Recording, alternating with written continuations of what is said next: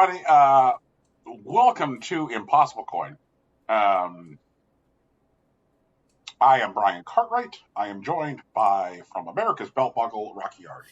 Jesus Christ, this belt buckle thing. Hi, hello. I don't know why you object so hard to the belt buckle thing. I don't know, dude. It's not flattering, I think, personally. Is this because you think belt buckles are bad? I mean, generally, yeah. I think that's interesting. Okay. I'd like to explore it quickly.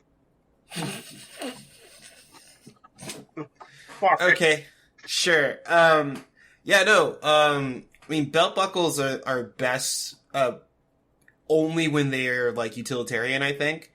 And I come from a place where there are a lot of audacious, useless, insane belt buckles that I'm sick of dealing with them. And so, I don't like being associated with them. I mean, I'm okay. So, I have an idea. Mm-hmm. I'm going to try and get to it quickly. I like the idea of clothing as a form of expression. Sure. Whether it's a shirt that says who farted, or a cool hat, or shoes, there's a lovely purse. Clothing as a mechanism for expression is, I think, generally accepted. Sure. It's a way. It is a statement. It is a statement piece that says, I'd like to say something, but I don't necessarily want to pull you all aside to say it, each individually. I get it. So I'm willing to bet, and it's a darn shame, that the reason that belt buckle as a form of expression is grating to you is not because of the belt buckles themselves, because they are silent, they are objects, they are, agnostic in expression. They are hi, I'm a belt buckle, I hold up pants, and maybe I'm shaped like the state of Texas, or maybe I'm shaped like a barrel, or whatever, I'm just a belt buckle. Your problem with belt buckles is that most of the people who choose to express themselves with belt buckles are giant assholes. I mean, I'm willing to accept that point, but also I put an image into our Skype chat. I want you to look at that and tell me that any of those belt buckles are silent. They are all silent. Brian Cartwright. No, okay, these are loud as fuck. Are you kidding me? No, okay, no, I understand your point, Rocky, mm-hmm. But, here's the thing, is that I'm looking at these belt buckles, and I think that this actually goes to my point, mm-hmm. is that when I look at this... I'm not countering your point. I'm thoroughly accepting it. Okay, if you look at first row, second from the left... Sure, American Pride. Fuck that guy, throw him into the sun. That's America's belt buckle right there. The problem is that a lot of times, the people who choose to express themselves with belt buckles are shitheads, and so they're look at me, I have a belt buckle of a fucking eagle doing eagle business, and it says American Pride, and then has a full color stain on it behind the eagle for a flag. And then if you look at, it gets worse. If you look at top row, if you look at top row, all the way to the left, Jesus Christ, look at that. I'm putting this in the show notes so our patrons can see this shit, so right? They can understand what we're talking about, right? And it's the problem is what so many people who have belt buckles choose to say with those belt buckles, I guess is what I'm saying. No, I get that. But I feel my point here, right? Saying that I'm reporting from America's belt buckle, this is basically what I saw. I can't say I exactly imagined this America's Freedom Second Amendment, the right to bear arms belt buckle, specifically. Oh, God. But, like, it was pretty close. I'm having a physical reaction. That's what I'm saying. So, like, that's what I'm saying. When you say I report from, like, America's belt buckle, I'm like, like, I don't know about all that. Because, like, this is the image that I'm imagining that shows up in people's minds when you say America's belt buckle. Right. And, like, like in the heady days of my youth, I hung out with some dudes, who were like very much into like surf rock and country music. Okay. Yeah. And like they were very much like, hey y'all, we're getting our undergraduate degrees in computer science. So, like, I think you understand the vibe of these guys at this point. Yeah. And, like, very much, lots and lots of, like, ostentatious belt buckles amongst these guys. But they would be shit like, please check out my enormous belt buckle of an NES controller. Yeah. Yeah. And, like, so, like, that's what I mean by, like, the belt buckle itself is agnostic of purpose. Like, just conceptually. You know, like, much like the front of a hat or much like the blank space on the front of a t-shirt, whatever. Like, you get what I'm saying. And, like, you can even have a belt buckle which literally has no text on it. You can get something which, like, one that I see a lot of here in America's Southwest is, like, ones that heavily feature turquoise.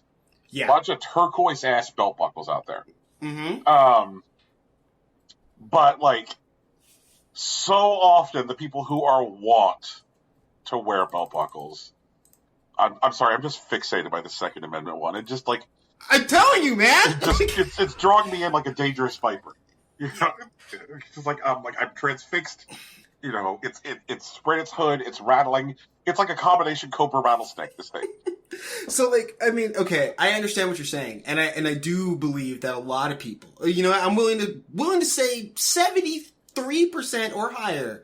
Of people who wear these ostentatious belt buckles tend to be assholes. But, I definitely personally hold a much more aggressive stance about belt buckles, and how they relate to fashion. I don't think there's such a thing as a good, loud belt buckle. I've never seen one before in my life. I've looked at a bunch of belts, and it's not limited to the American Southwest. And, like, every time I see a belt buckle, it just seems best if it's just, like, muted. Or subtle, if the only thing it's doing is holding up pants and nothing else. I think that belt buckles, I think ostentatious belt buckles are best when, I think you need to draw a vertical line on your body with your belt buckle. Okay. And, like, that you need to be wearing a very understated shirt and very understated pants, and that your body should be punctuated like a 4-point constellation. Hat, bolo, buckle, boots. Vertical line. Vertical fucking line. That's another thing. I'm not pro bolo, but I get that. I understand the geometry there. Yeah. Like, and you should draw down, and you should coordinate those 4 pieces. You should coordinate those fucking 4 pieces. You cannot just put on the belt buckle agnostic of the rest of your outfit. Like, you need to be like, what bolo am I wearing? What hat am I wearing? You put these fucking things on, and you coordinate those. Otherwise, you just look like Walmart Garth Brooks. That's true. Okay, but hold on. We have to stop here because we have a lot of stuff to do, and unfortunately, we are not a bolo and belt buckle podcast. Although, join our Patreon for our monthly bolo and belt buckle show. Oh my god. Okay, no, but again, everyone who's still here, we are a podcast about video games, and as you all know, there's been a lot of video game stuff going on lately, actually. Like, a lot of stuff. A lot. And there's not even E3. E3's gone, and it's still happening. Man, E3 is at this point like fucking like Alec Guinness in Empire Strikes Back, right? Like, you're like, I thought Obi-Wan was dead. And it's like, well, no, now this blue fucker's here. And he's like, Luke, you must go to the Dagobah system. There they will tell you what is coming out for Xbox. Oh, man. Now, E3 is dead, and we have killed them. Summer Games Festival wiped the blood off us, so it's fine. But yeah, there's a handful of shows we want to talk about. We're not covering everything because one, we don't have the time, and two, we don't care. Actually, yeah. I think there's enough volume in the video game showcases that we don't have to talk about everything, and there's enough people that will tell you about everything that you don't have to hear it from us here. So instead, we're gonna talk about the stuff that stood out to us. Personally, at the moment, I'm gonna just talk about what stood out to me because it looks like I'm the only one that watched the PC Gamer Showcase, but that's okay because if you're a patron, we do have assorted links with trailers for the games that we are going to discuss. And you know, if Brian feels like I'm talking about something that's worthwhile, he can just click on a link and take a look at it. And the first thing that I'm going to talk about at the PC Gamer Show is... Rocky, can I say one more thing? Go ahead. It's not about Buckle. If there is something that happened during Key 3 that we do not talk about, but you very specifically want us to weigh in on it, let us know. Because that is something that we would be interested in. If you're like, hey y'all, what about Beelzebub 3000? It looks amazing. Here, like, and you want to send us a link to Beelzebub 3000, like that is something we will talk about on the show. Like, you're like, if you think there's something that we missed that you think looks fucking incredible, and you specifically want our feedback on it, you want to hear our voices added to the conversation, we're happy to do so. That is mail our cats will read. I feel like. I mean, I think we can do that on the show, but I think it might be more immediate and more, like, poignant if we do that, like, open that on social media and stuff. So, like, if you want to shout us out, like, on Facebook, Instagram, Twitter, Tumblr, or even just, like, show up to the Discord and it's like, hey, what the fuck? Why didn't you guys talk about Beelzebub 3000? Then, we could do that. I think that might be a bit more immediate instead of, like, having you guys wait for the next show to come out. Yeah, that's true. That's true, because otherwise you would be waiting a month for your answer. I know, right? Jesus. Okay, but the first game I want to talk about at the PC Gamer Show is Tactical Breach Wizards, which looks a lot like Into the Breach. It is like a tightly like focused tactics RPG with like low numbers and powerful tools. You play as like a SWAT team made up of wizards that like blast your way through these like various like maps where you kick in the door. And you can shoot at dudes or whatever, but you could also just like chain lightning someone out of a window, which is kind of lit. And the wizards that you control are like characters, so like they have like banter in between missions. And from what we saw in the trailer, the banter looks pretty funny. It looks pretty good. I might fuck with it. It looks like a good little video game. Okay. I think the second link is something that Brian will probably want to click on. It's a game called Nitro Kid. It definitely has like an 80s Vice kind of vibe to it. And if I remember correctly, it's a beat 'em up. Okay. In like a sort of 2.5D sort of way, but it's tactical, but there's also like deck building built into it. I put this here because I feel like if I didn't put it here, Brian would like yell about it like 5 months from now. It's like, why didn't any of you tell me about Nitro Kid? And I was like, I'm doing it now. Here you go. There's this guy with 4 arms. He's using energy balls. You can jump kick him. It's cool. Also, there's a demo. So, Brian, if you want to fuck around with that, it's available.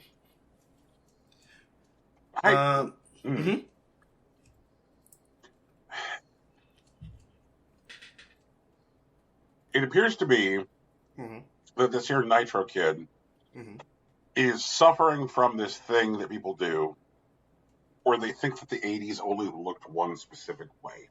Okay. Yeah. Like, there is a color palette which I am inclined to call Miami Piss. Sure. Oh, yep, and there's the brushed metal title card. Okay. Yeah. The brushed metal title card, which has one word in brushed metal and then one in like, Miami green. I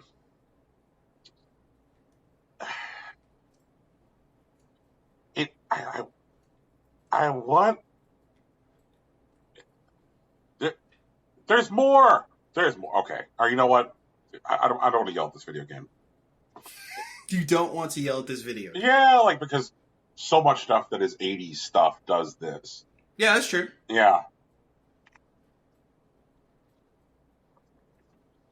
this might be a good little game.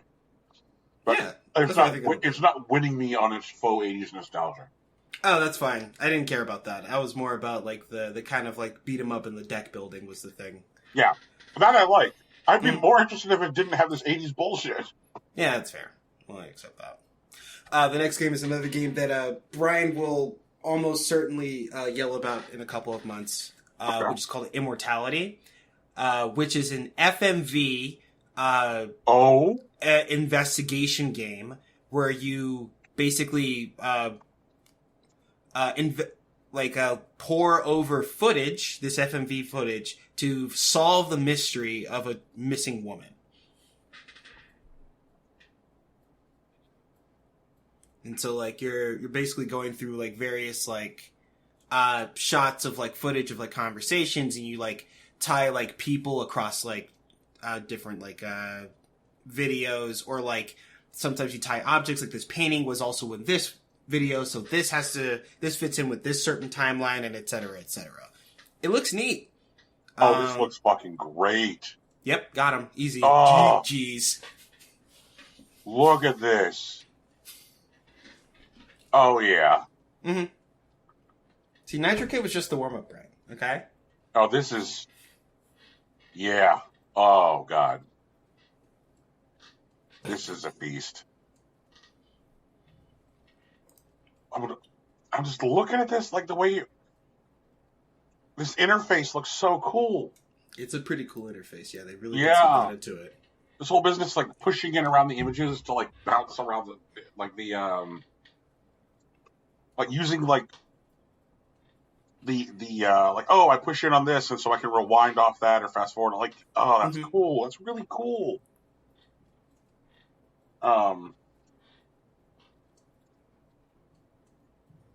Oh, Sam Barlow. Okay. Share with the audience, Brent. Who's Sam Barlow?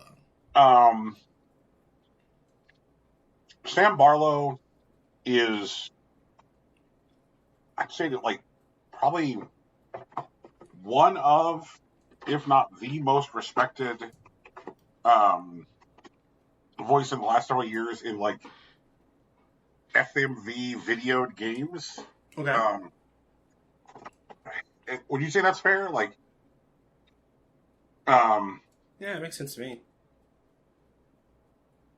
Sam Barlow is,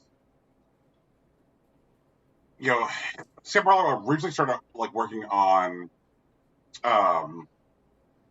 Silent Hill games, but broke out as an independent developer with Her Story. Right. Yeah. And, like, people, like, absolutely lost their fucking minds for that, with good reason. And released a game in 2019 called Telling Lies, which was also fantastic, incredibly well received. And so, yeah, this is one of those, here's reasons to be even more excited about this game. Like, this looks great. This looks fucking great. Mm-hmm. And there's another game that I have here, which, if Brian hasn't played through Shin Megami Tensei 5 by 2023, he may be interested in Demon School. Demon School is a spooky high school-esque game where, like, scary stuff starts happening, but it's not, like, necessarily cutesy like Persona. It's definitely, like, balls to the wall, like, terrifying. More like Shin Megami Tensei. Mm-hmm. It's still an RPG, but it's a tactics RPG. It also features low numbers. It's not clear, like, what kind of, like, difficulty that they're looking at. So, like, that's not the comparison I'm making, but it definitely has, like, a much more, like, darker tone like SMT5 does. And it has, like, a very, like, interesting, like, art style. Like, the pixel art reminds me a lot of, like, Scott Pilgrim versus the World. And, like, they do a lot of, like, very, like, well-colored, like, character portraits that are played throughout. I'm interested in it. I put it on my wish list. I'm going to keep an eye out for a demo, but we're not going to see much from it until 2023, it looks like.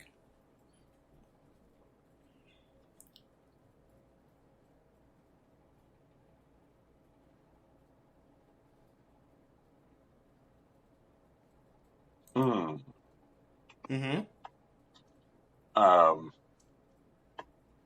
I do like this art style. Okay. What is Deliver Us Mars? It's just another sci-fi game. It's a sci-fi it's another sci-fi horror game. But like, I do like this one because instead of like doing like the dark like gray blue palette where you're just in an abandoned spaceship, which we got like 8 games for in Summer Games Fest this year. Holy shit!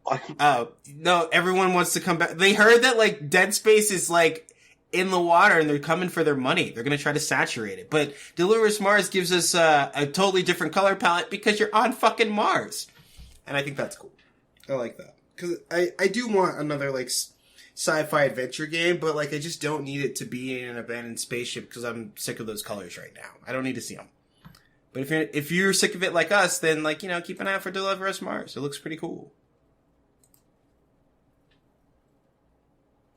With a name like Deliver Us Mars, I thought this might be one of those games where you're trying to, you know, deliver a pizza and you're Norman Reedus. For sure. But apparently not. Nah, I don't think so. Like, it looks like a first-person, like, sci-fi, like, RPG action platformer, which is kind of cool. But, you know, whatever it is, it'll be out in late September, so we'll know for sure pretty soon. And the last thing from the PC Gaming Showcase that I want to talk about isn't a new game. It is an update. It's for Them's Fightin' Herds. Their 3.0 update's coming out. New balance patch, new character. And Brian, I think you should actually fuck with Them's Fightin' Herds. Because while it is like the horse fighting game or whatever, it is surprisingly beginner friendly. There's a lot of single player content that you can just fuck around and like gather stuff about. I don't remember how much lore there is to the horses, but I'm assuming there is because they are serving a lore hungry fan base by creating this game. So if you want to play around with it, because it definitely has a lively like player base, and there's a lot going on, and there's a lot of stuff that you can do on your own on personal exploration. And if you're interested in messing around with fighting games, this is one that I would suggest.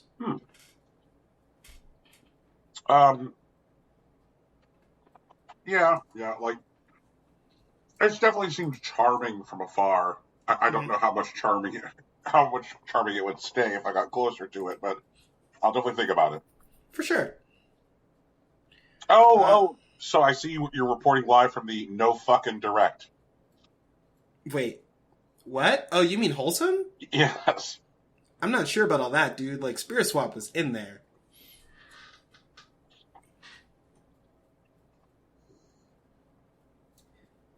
Okay.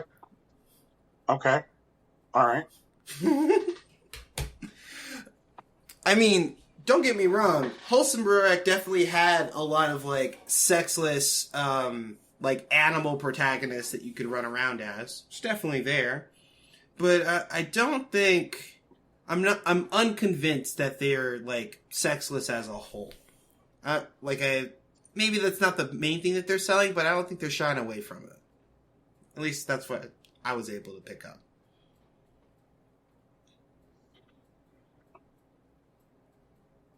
Our patrons have access to an extended conversation from this show about the way the word wholesome is sold to people these days. Yeah. It's a good conversation. But there were a lot of things on the Wholesome Direct, and I'm not gonna lie to you guys, I definitely watched it this morning before the show. So I didn't even get a lot of time to touch a lot of the demos that were made available. But there were like over 100 games in the Wholesome Direct. I am not talking about 100 games on this show. There's just no fucking way. So I picked out a couple of things that I wanted to highlight. As you know, Wholesome Direct actually showcases a lot of games at various stages of development. The first one I'm going to talk about is Paper Animal RPG, which is a game that is attempting to be kickstarted this summer, which looks a lot like Paper Mario in its aesthetic, but you run around as like animal creatures. It looks neat. It seems like a good time.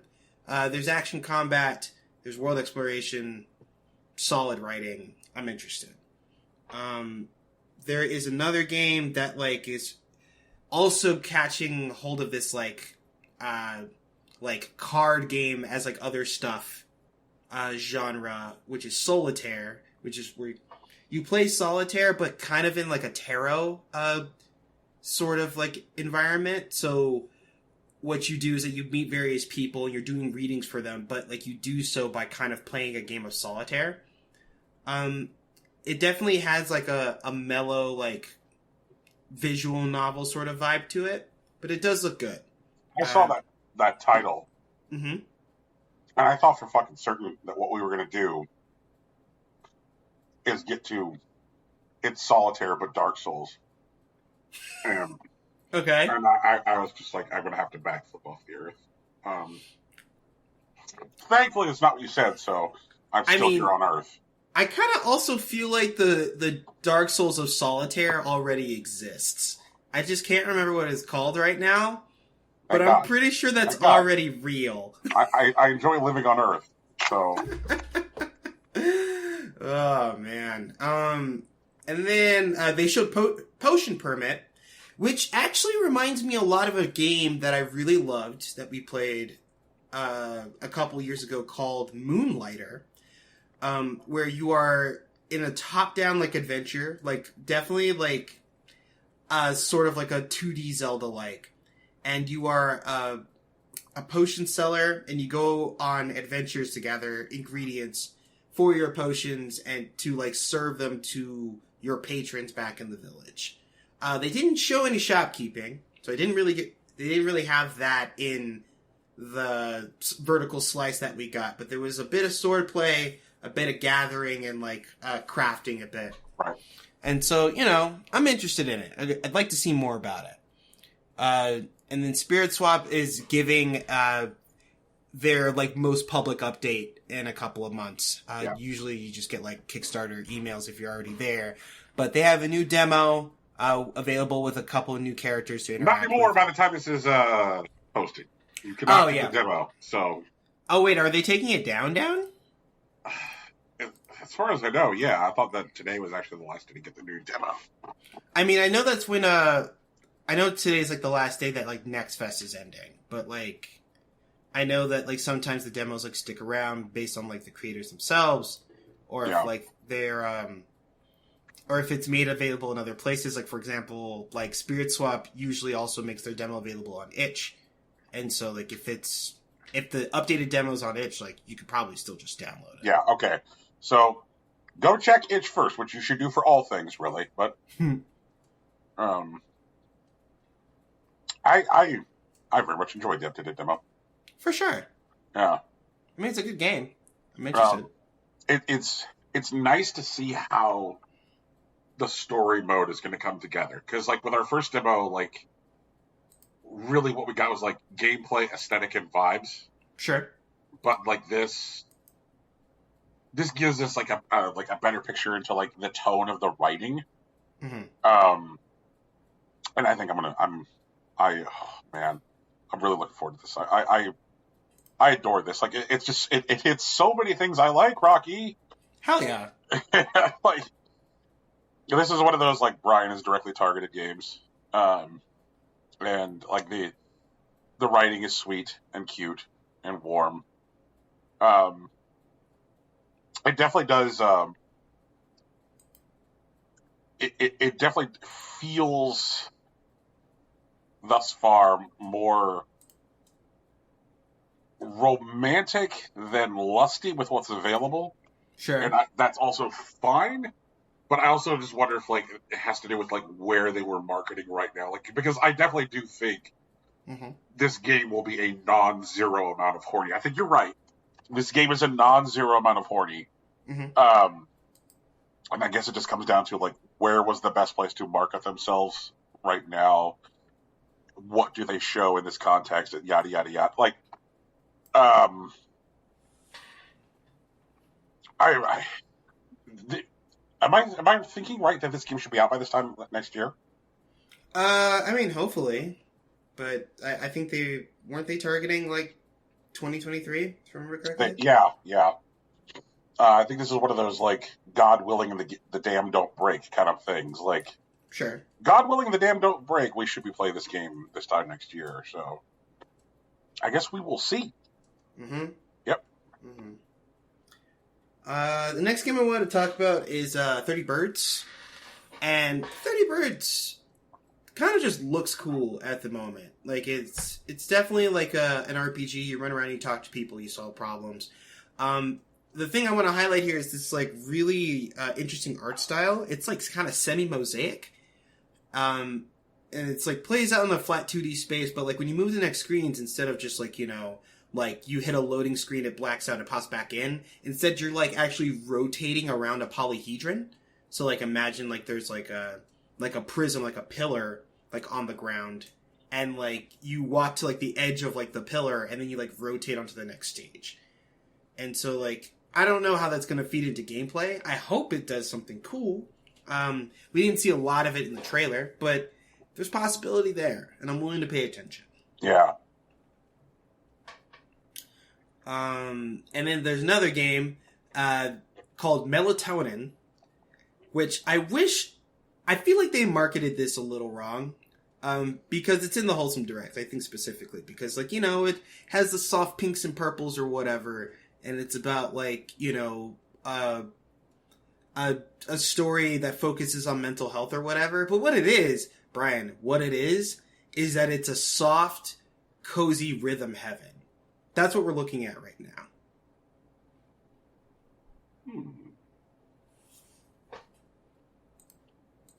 Somewhere, Jonathan Holmes is tingling. True. Yeah.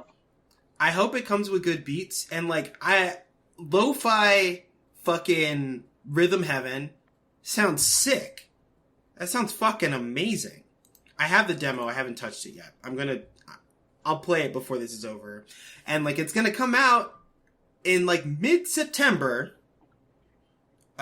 So, you know, if you liked Rhythm Heaven, or if you just like hanging out with lo-fi beats or whatever, sit down and play this fucking game. It looks sick. I'm so excited. That is something which, like, has kind of jumped out to me about, like, this year's K3. Mm-hmm. It seemed to, like, be that overall there was a lot more focus on, like, what is shit that you can play with for the next 12 months. Yeah. There was a lot less, like, and do during the next presidential administration, you know, like. Well, yeah, they can't get away with it anymore. Like, the game, the whole field is just way more competitive. That, like, you can't really hold a game in your heart for, like, 4 or 5 years anymore and, like, expect, like, the same results. Especially if it's not, like, something you're gonna bet the whole company on, like fucking Kingdom Hearts. Like, you know, the Elder Scrolls 6 is allowed to let us know that it exists because it's the Elder Scrolls 6. Right. Breath of the Wild 2 can be like, hey, we're gonna come out at some point, you know, like, but, like, these are weird use cases, you know, right. They are edge cases. I mean, like, now it's just, like, what it is that there's so much to do in, like, video game space that, like, you need more ethos to make that pull. Like, I think that's all that it really is. Like, if you have a nice little indie game and you don't expect it to be ready for the next 3 years, like, the industries largely keep it to yourself, which is, you know, a trickier thing to do. Or, like, rather, maybe you don't get, like, a space at these, like, stage shows, right? You build your own social media, you try to post good clips, like, on Twitter or whatever, and hope, like, someone on Reddit picks it up. You stream your development or whatever. Right. But, like, you don't pay for stage show space when your game is 3 years out and you're, like, sub AA. Like, you can't do it. It's not worth the money anymore. Yeah. Most def. Asterisk. It does make me think about, like, the one outlawing example, which is that, like, at any time when, like, indie video games are a conversation, I love how Silksong always trends before that show. Well, that's because Silksong, well, I mean, that's because fucking Hollow Knight actually, like, did the Dark Souls thing. And what I mean specifically is that, like, when the game came out, almost no one knew how it worked. And there was, like, an incredible amount of content baked into it from the beginning. And so much so that, like, people spent years uncovering the lore and, like, speedrunning this game. Like, it was a thing that was, like, built to serve that audience, and all the people that did it want to do is do it again with something new.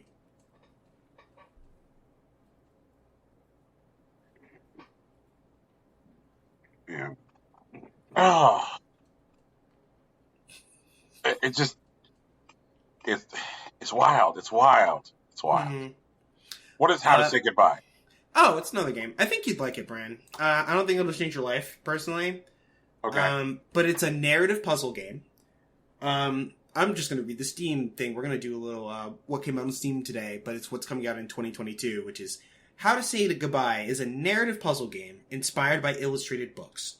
Move the elements of decor and manipulate reality to help a group of ghosts wandering between two worlds reach the, quote, other side.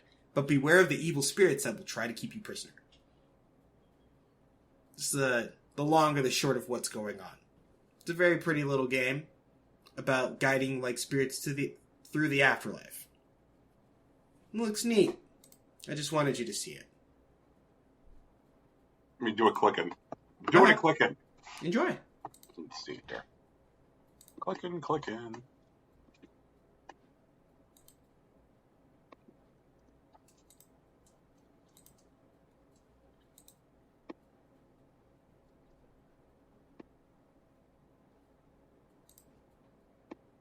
I like this look. I know. That makes sense to me.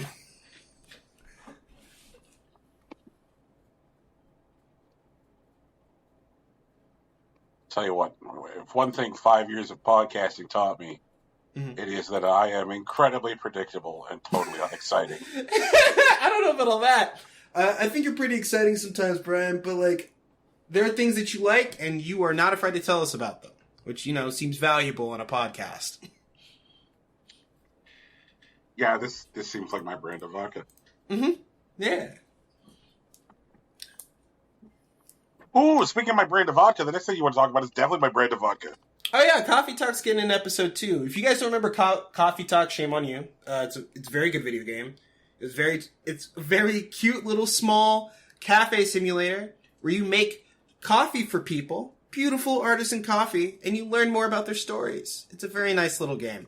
And they're getting, I'm not going to call it a sequel. It's just like another episode, like, which is, you know, also just a brilliant way to flesh out, like, a story-based game. Like, you don't have to, sometimes, like, you get all 60 hours at once, that's cool, but if you just want to give me, like, a couple hours at a time, I'm not going to be mad at you. Alright? I feel like more people should do it. And I'm glad Coffee Talk is embracing the model.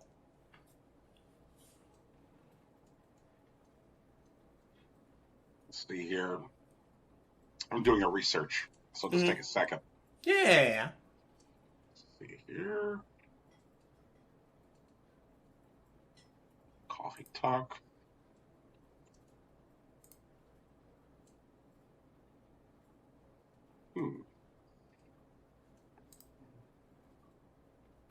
Okay. All right. Research complete. Mm-hmm. I was curious if I was like, I'm like, this seems to be a thing which is ripe for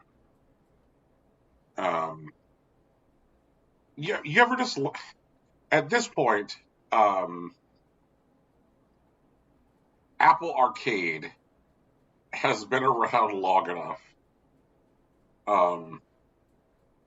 that I can look at a game sometimes and go like, this seems like a thing that belongs to Apple Arcade. And it's wild. And maybe it's because like NeoCab had so much success on Apple Arcade. Mm-hmm. like NeoCab launched in Apple Arcade and then came to Switch and then came to PC. Um, so I just looked at Call of Duty and I'm like, man, this seems like a thing that would like have a great deal of success in that space. But And like it was already there. it's not. Like that's the thing that baffles me. So like, why is this not in Apple Arcade? You know, like this seems weird. But anyway, also, apropos of nothing, we're getting. Let's see here. My brain is dying. You know what? Just put a pin in me and say, like, Brian, you had an Apple Arcade point. Come up with it by the end of the show. Okay. The next thing. Jesus, I'm looking at these fucking I got it again. Okay, let's do it. There's a new Yu Suzuki video game coming out on Apple Arcade this fucking Friday. Okay. Yeah. Or I guess last Friday, but you know. Yeah, last Friday. Called Air Twister, and it looks like total classic Sega. Okay. So, like, it is definitely like that brand of Sega weird. And it has like total like Panzer Dragoon vibes and Space Channel 5 vibes. Like, this thing just looks so fucking cool. And it's just part of this like whole like I love how one of the things that like Apple has prioritized with arcade is just chasing down beloved Japanese devs who couldn't find funding any other place and be like, how about we fully fund the development of your video game? Like, that has become such, like, at this point, like, that is a whole vibe of theirs, right? Like, yeah, you know, and have people noticed, like, I mean, like, I know that, like, you're a large Japanese video game enthusiast. Mm-hmm. Have you considered at this point, like, maybe buying, like, an Apple TV box or something so you could, like, fuck with, like, these, like, the large volume of, like, boutique niche games as part of, like an arcade subscription? Like, I have considered it. Yeah. Like, I'm just took me by surprise, because during Key 3, Apple's like, oh, yeah. We gave you Suzuki a bunch of money. It'll be out by the end of the month. It's like, okay, Jesus. Just took me by surprise. All right, thanks for our Apple Arcade interruption. Sorry. Nah, you're cool. Also, apparently the Octopath game is up for pre-reg right now, if people are interested. Cool. I'm gonna hit that button right now. Okay. And what was the next thing? Oh, Odada! Right. Odada is a like kind of like rhythm sort of city builder game, but like it's definitely not that intense. Basically, you have like you're given a map that like mimics a waveform in some way, and you can place like one of three houses. There's a red one, a blue one, and a yellow one that react to these like beats in a particular way that give you a different tone, and you just kind of make music with it. You just sit down and make some music with some houses. I'm not even sure if there's like a real objective on any of the like maps or whatever. It's just mostly about making music, so I think that's cool. Maybe there is an objective and I didn't grab it from the trailer, but you know. I don't know. It seems like more toy than game, which I'm not mad at. Like, I'm glad that it's out there. And if you're interested, take a look at it. It's definitely getting more into like this emergence of like digital toys. You know, like there was something which came out late last year, which was basically like use things that feel like paintbrushes to like paint into existence a town. Right. It's like, well, what do you do with the town? It's like, I don't know. You make it. You relax with it. Like it's like this is like a Zen rock garden. Just fucking make a little town. And Um, I'm enjoying more of these like chill out things. For sure. One of the things I like about these digital toys is that they expose from a mechanical perspective that idle games or tap games are in fact more fucking games. Like they are like, by creating a point of comparison, it's like an idle game where you might not actually be doing anything at all is still more game than this. Like, it's like here you paint a little brush with it and make a little town, but over here it'd be like, okay, how can you make the numbers go burr? There's still like decisioning and win states. Like, I mean, God knows, like the conversation about like what is a game and what isn't a game is incredibly reductive and boring. But like the emergence of digital toys does recontextualize that conversation, and because they kind of like clearly delineate themselves as having a different purpose, which is cool. I like that. I hope more people start to embrace the term digital toy as a genre. For sure. Well, it is cool that it's emerging. Yeah. The next thing I want to talk about, I'm just going to mention Ooblets. People who know what Ooblets is, or who have been a part of early access, you already know this, but 1.0 is showing up. So, like, Ooblets is going to be a fully functioning game. For people who don't know, Ooblets is a sort of like monster taming sort of thing, but you don't really battle. You just kind of walk around and do stuff. You can do karaoke with your Ooblets. You can dance. You can run a farm or whatever. And so, like, it's a much more, like, chill, like, monster taming experience, I guess. I don't know if they evolve or anything, and levels don't seem to be super important, but it's just about hanging out with little cute, like, dudes or whatever. You can just do that. And, the people who make the game, who have been in early access for, I don't know, 2.5 years now, I think, have decided that it's ready to be released to the public in full. So, that's coming. Look forward to it. I think it's like later, I think it's actually like later this year than like early 2023, if I remember correctly.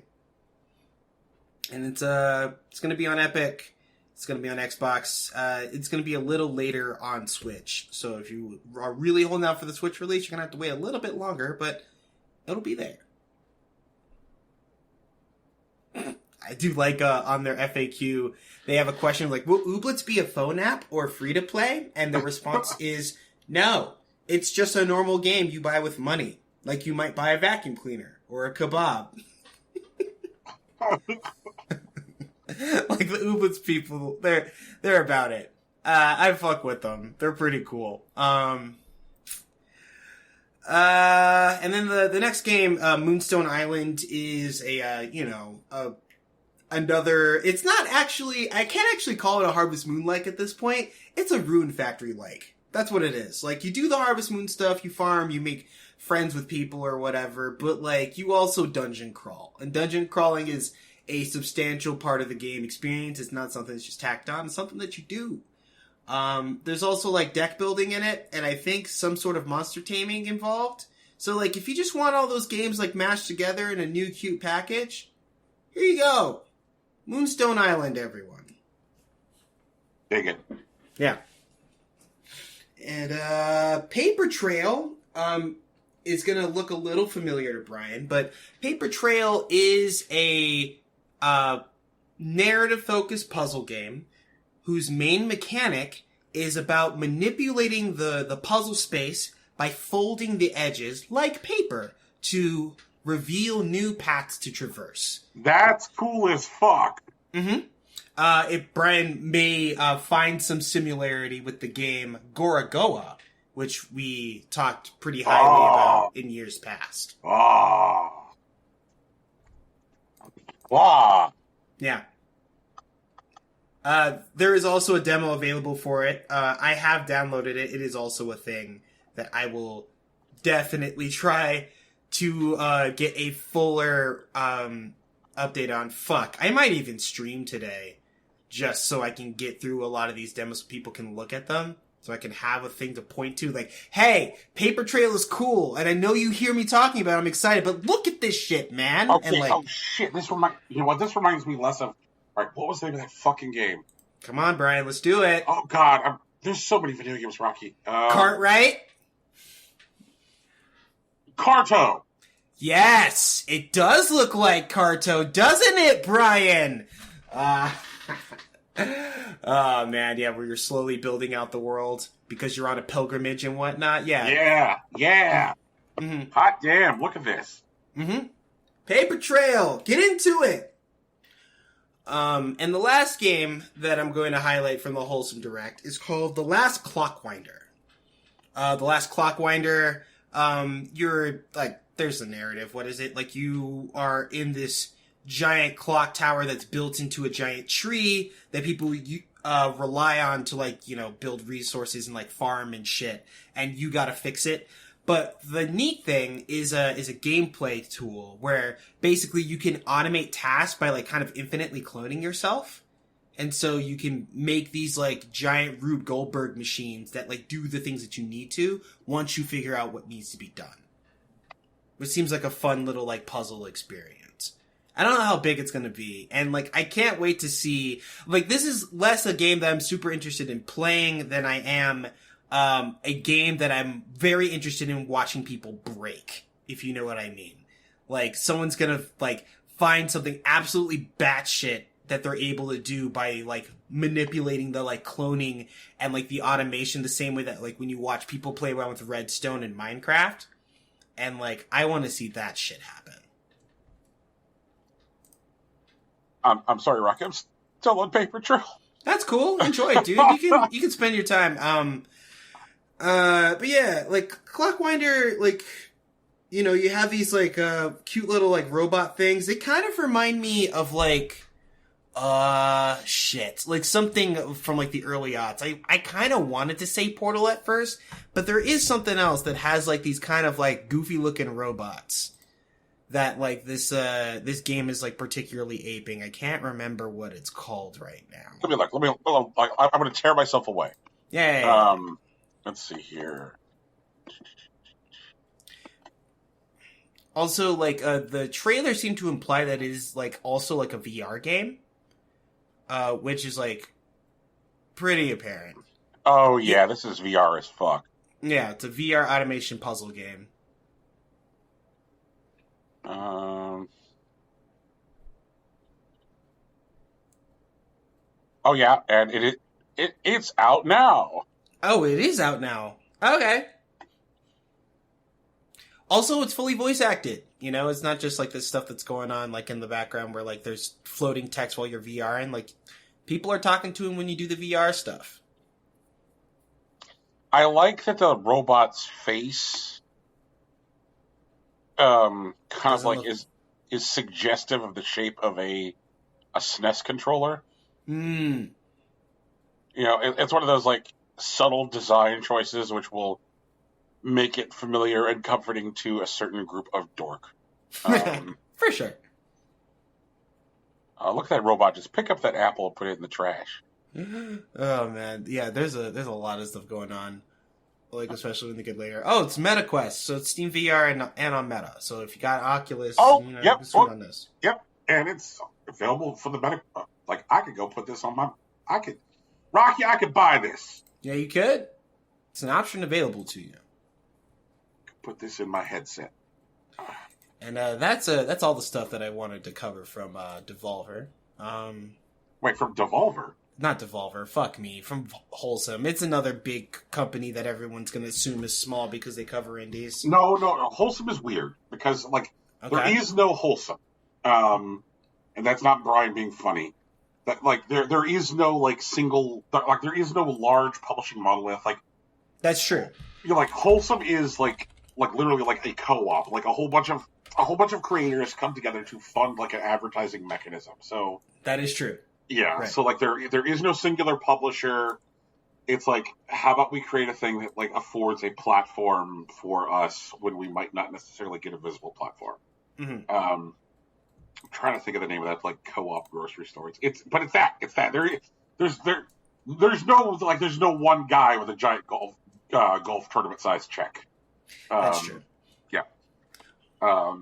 Also, there's two things from Direct. Wholesome, I did want to just say something about.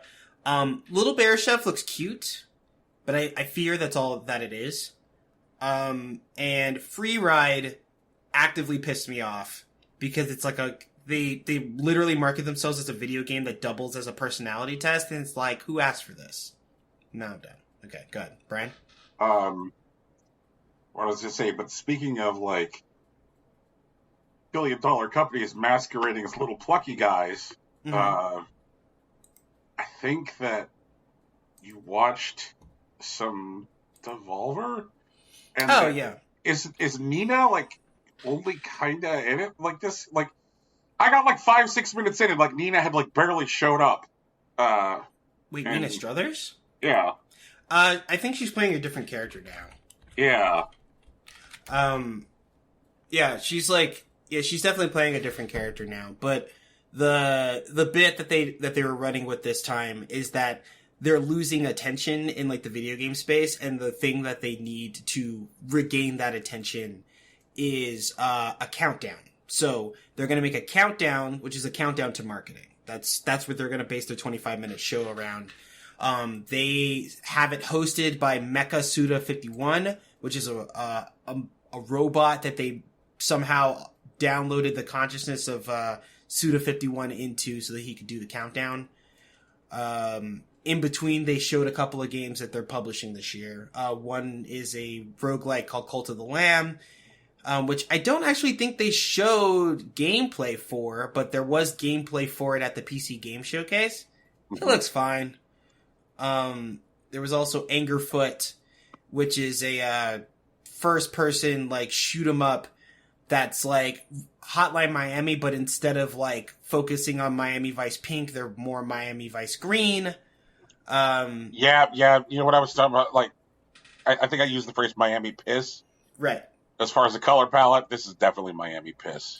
And then they had the Plucky Squire, which is like a storybook adventure where you jump out of the written pages of a book to like explore a 3D world. It seems fine. And the game that looked cool. Oh, wait, hold on. We got to give a second to Plucky Squire. Brian, let's go. Come on. I'm looking. Mm-hmm. Oh, Rocky. This looks. All right. Look at that little man. There's a little man there. That's correct. I'm sorry. I'm just like looking at like the way it handles like 2D and 3D and moving in between them, and and then just look at that little man. Just, he comes off the coffee mug. Okay, that's right. So I'm gonna add these to the Patreon, to the artisanal show notes, so you guys can see this. This looks fucking great.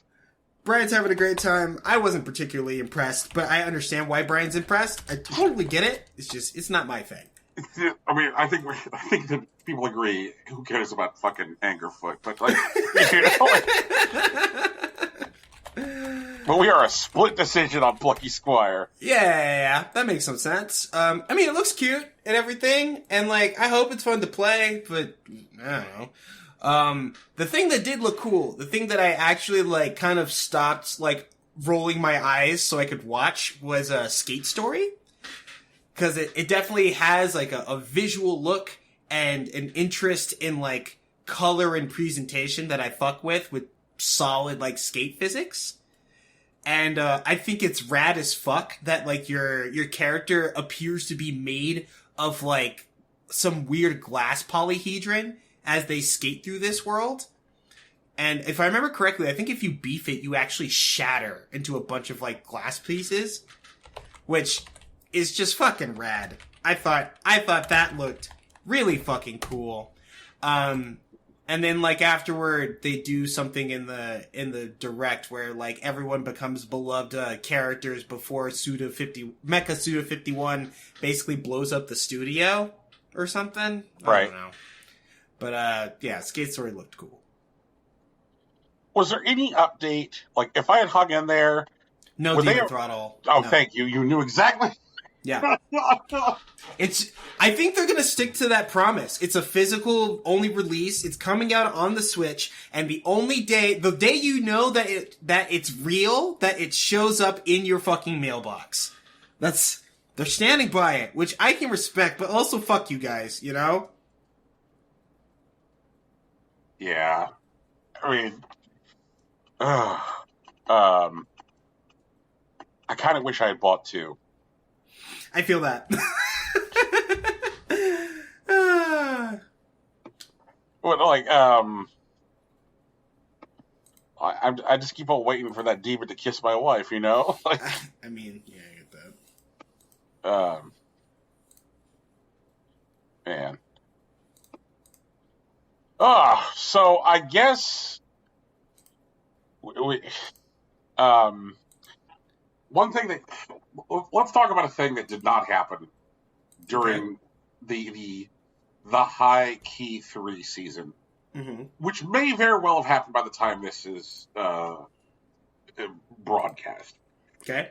Is that people spent and of course because there was no formal E3 to schedule around, key 3 this year feels like it ran for like a week and a half.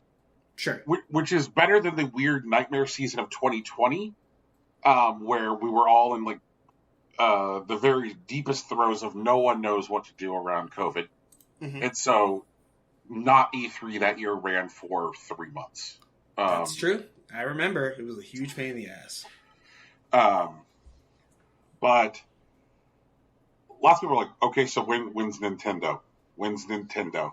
Yeah. When's Nintendo? And we are, as of time of recording, still saying, when's Nintendo? True. Because generally Nintendo does a large direct in June where they lay out their roadmap for the remainder of the year. Correct. And no such luck yet. So I wonder if like Nintendo simply just feels like liberated by the fact that there is no E3. Okay. Because I haven't looked at a lot of data on like overall viewership totals for like all of these various events. Like historically, some of these things get a bump because of it being branded as like people know to look because it's E3, and like I know that like Microsoft spent an exorbitant amount of marketing dollars on making sure people knew that they were doing a showcase, because there was not an E3 around for them to like bounce off. Like it's gonna, I guess, take some time for us to like shake off the presence of E3. Is what I'm saying. Is like we're still standing in the shadow of this corpse. And I wonder if like Nintendo's like, you know what? Like we don't need to do this showcase in June now because now there's not an E3. Like we can just do it when we want to. Like I wonder if this will happen in July or August. Like will they? Like I like without E3, does Nintendo feel the need to have like a state of your wallet address at the half year point? Like maybe they don't. I mean, what does it do for them? Yeah, I mean, like we have talked about historically, like why, E3 being when it is in the year is kind of archaic because it was designed to like service medium to small size retailers and print journalism, which are both things that don't really exist anymore. So like I don't know, like I think it might be perfectly reasonable for Nintendo to like hold on to their next big like marketing event until like September. You know, okay. Like, we shall see. Like what the fuck do they have? Like what the fuck do they have which is announced for the rest of the year at this point? I don't know. I don't keep track of their calendar. Yeah, because I know that they've moved Advance Wars 1+2 to like question mark. Yeah. Thanks, Putin. Honestly, I'm not even really mad about it. Yeah. And the soccer game just came out. Yeah, they gotta let that breathe a bit. Yeah. But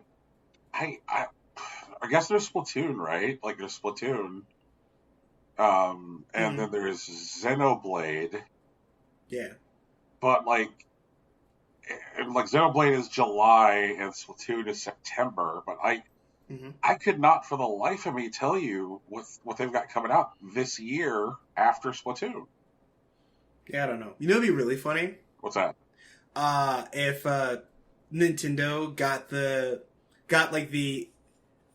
Silk Song sign off, and they're just like, oh, by the way, we're the ones that are going to tell you that Silk Song is out in December. That would be weird.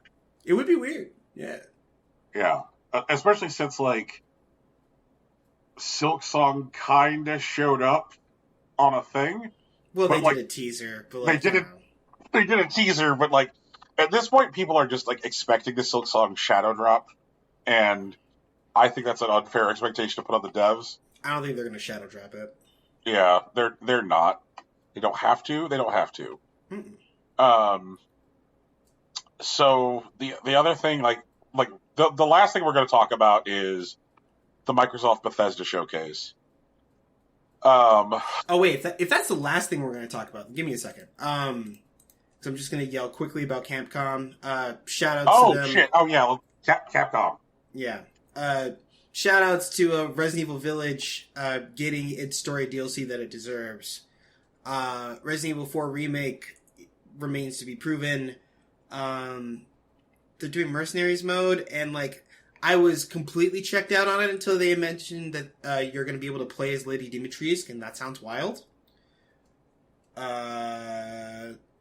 There's like next gen remakes for the remakes that they already have, which is okay. Monster Hunter Rise Sunbreak got a new demo and some monster reveals that I am unreasonably excited about, but I'm not going to yell about here, I think. But I did manage to kill Malzeno, and that's cool. And Exo Primal got a gameplay trailer, and it looks pretty good. If you guys get into the closed network test, please tell me about it, because I'm not going to do it. And Street Fighter 6 is getting more information every day, and it still looks really good. And Dragon's Dogma got teased, but later announced that Dragon Dogma 2 is happening.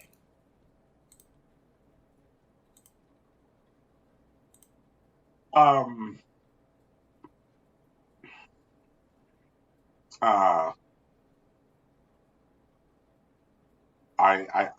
do not have enough personal power to be Stomp Mommy. What do you mean? Just do it. I just... She's too powerful. I mean, I think it's an asymmetrical, like, shooter, so I think that's the point.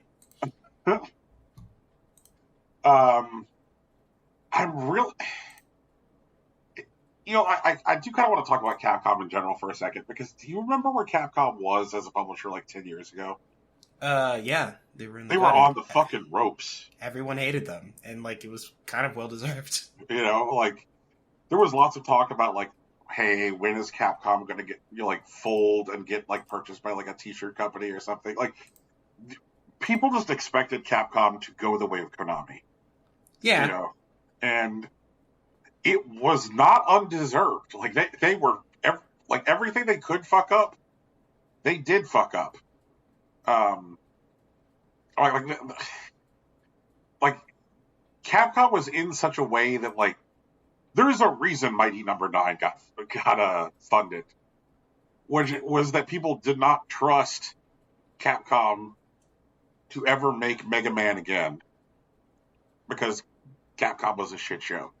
Like, there's a reason that, like, independent video game developers were out there to, like, make a thriving cottage industry of, like, Resident Evil likes, you know? Mm-hmm. Like, people just assumed that, like, Capcom's house was in such bad shape that, like, all these franchises that people like were done. But to see that, like, Capcom now is, like, consistently publishing good product, being good stewards of their IPs, and communicating effectively, it's I'm still not used to it, Rocky. I mean, sure. Yeah, it just feels fucking weird. And people have been yelling now for some time, like, when are we going to get Dragon's Dogma 2? And like that had kind of become the new like the nerds will never be happy joke because Capcom is doing so many other things right. You know, like Resident Evil's run well, Monster Hunter's run well, Mega Man has run well. Ace Attorney actually is getting published stateside consistently. Like so much stuff that they're doing right. And so the like, when are we going to get Dragon's Dogma had kind of become the new nerds will never be happy joke. And so then when they're like, oh, by the way, also we have not forgotten about Dragon's Dogma. Yeah. Like that, like Jesus. Like I just. What a time I'm to be absolutely alive. surprised. Like they got real hurt when people were calling them like Crapcom for like 10 years and they did something about it. Good for us. Bullying works. Actually, no, don't do that. Bullying corporations work. Don't bully people. Holy shit. Oh my god. Welcome to your Impossible Coin semi-regular reminder that corporations are not people. Yeah. Yeah. But also, I have to point to the Sonic the Hedgehog movie and say that, remember, sometimes when you bully corporations that hurt people. That's true, so you gotta be careful. You gotta pay attention. Yeah. Oh no. I'm sorry. I was on Twitter and there's a joke where people who like play on Wi-Fi and they say it's just as good as Ethernet, but like they have like spotty connections and like ruin a lot of games for a lot of people. So Wario64 just tweeted out a deal for a 50-foot Cat 6 Ethernet cable for $8.99. Like, I'm sorry. We're gonna talk about Microsoft, right? We are going to talk about Microsoft. All right. I just if I was Microsoft with my infinite wallet, looking for great deals out there to slowly eradicate the ability of competition to exist in the marketplace. Okay. I'd want to buy Capcom. You know, if I was looking for a Japanese publisher to add to the portfolio, Capcom would be a good one. I think this would be a good choice. I hope they don't, but you know. Yeah. But, you know, like, hey, like, it certainly seems like with as much consolidation as going on in the industry right now, that I don't think we're going to get out of 2022 without at least one major roll-up happening with a Japanese publisher. I mean, probably. Yeah. I do not count the weirdness happening with, like, Square Enix's Western studios. The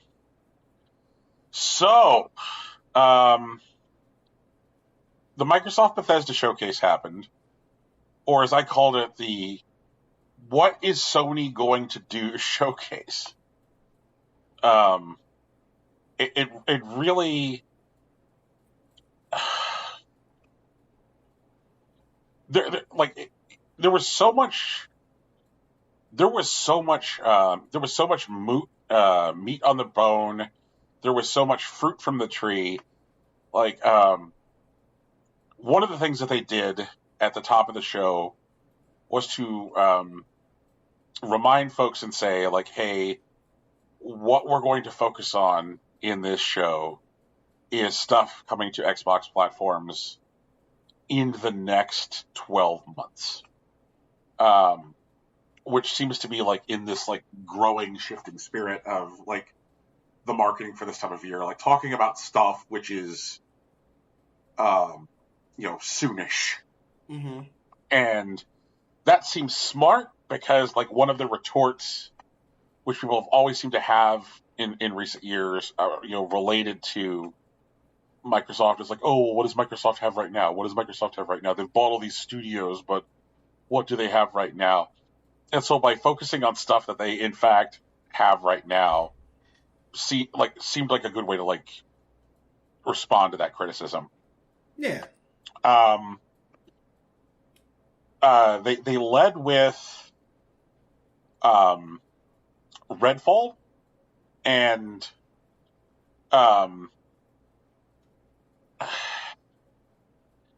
okay, like, I do not think that I am the ideal candidate for Redfall. Sure. But I do think that there is going to be a large I think that there is going to be a large community for this game. Yeah, that makes sense. Like Shooting Vampires is in right now. Shooting Vampires is in, and it could very well be that I end up being part of this, the community which is like excited about this.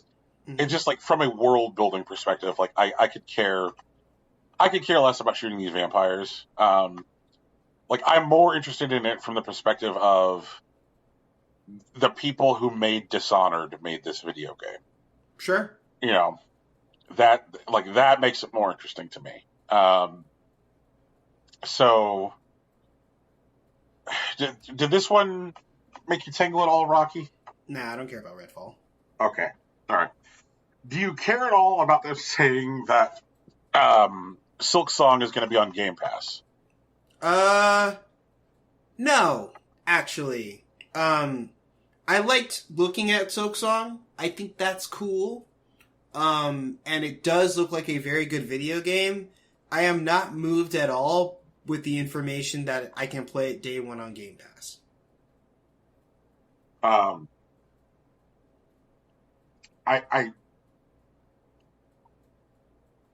I think that, like, there was a little discourse earlier this year around the value that Game Pass presents. Sure. Excuse me.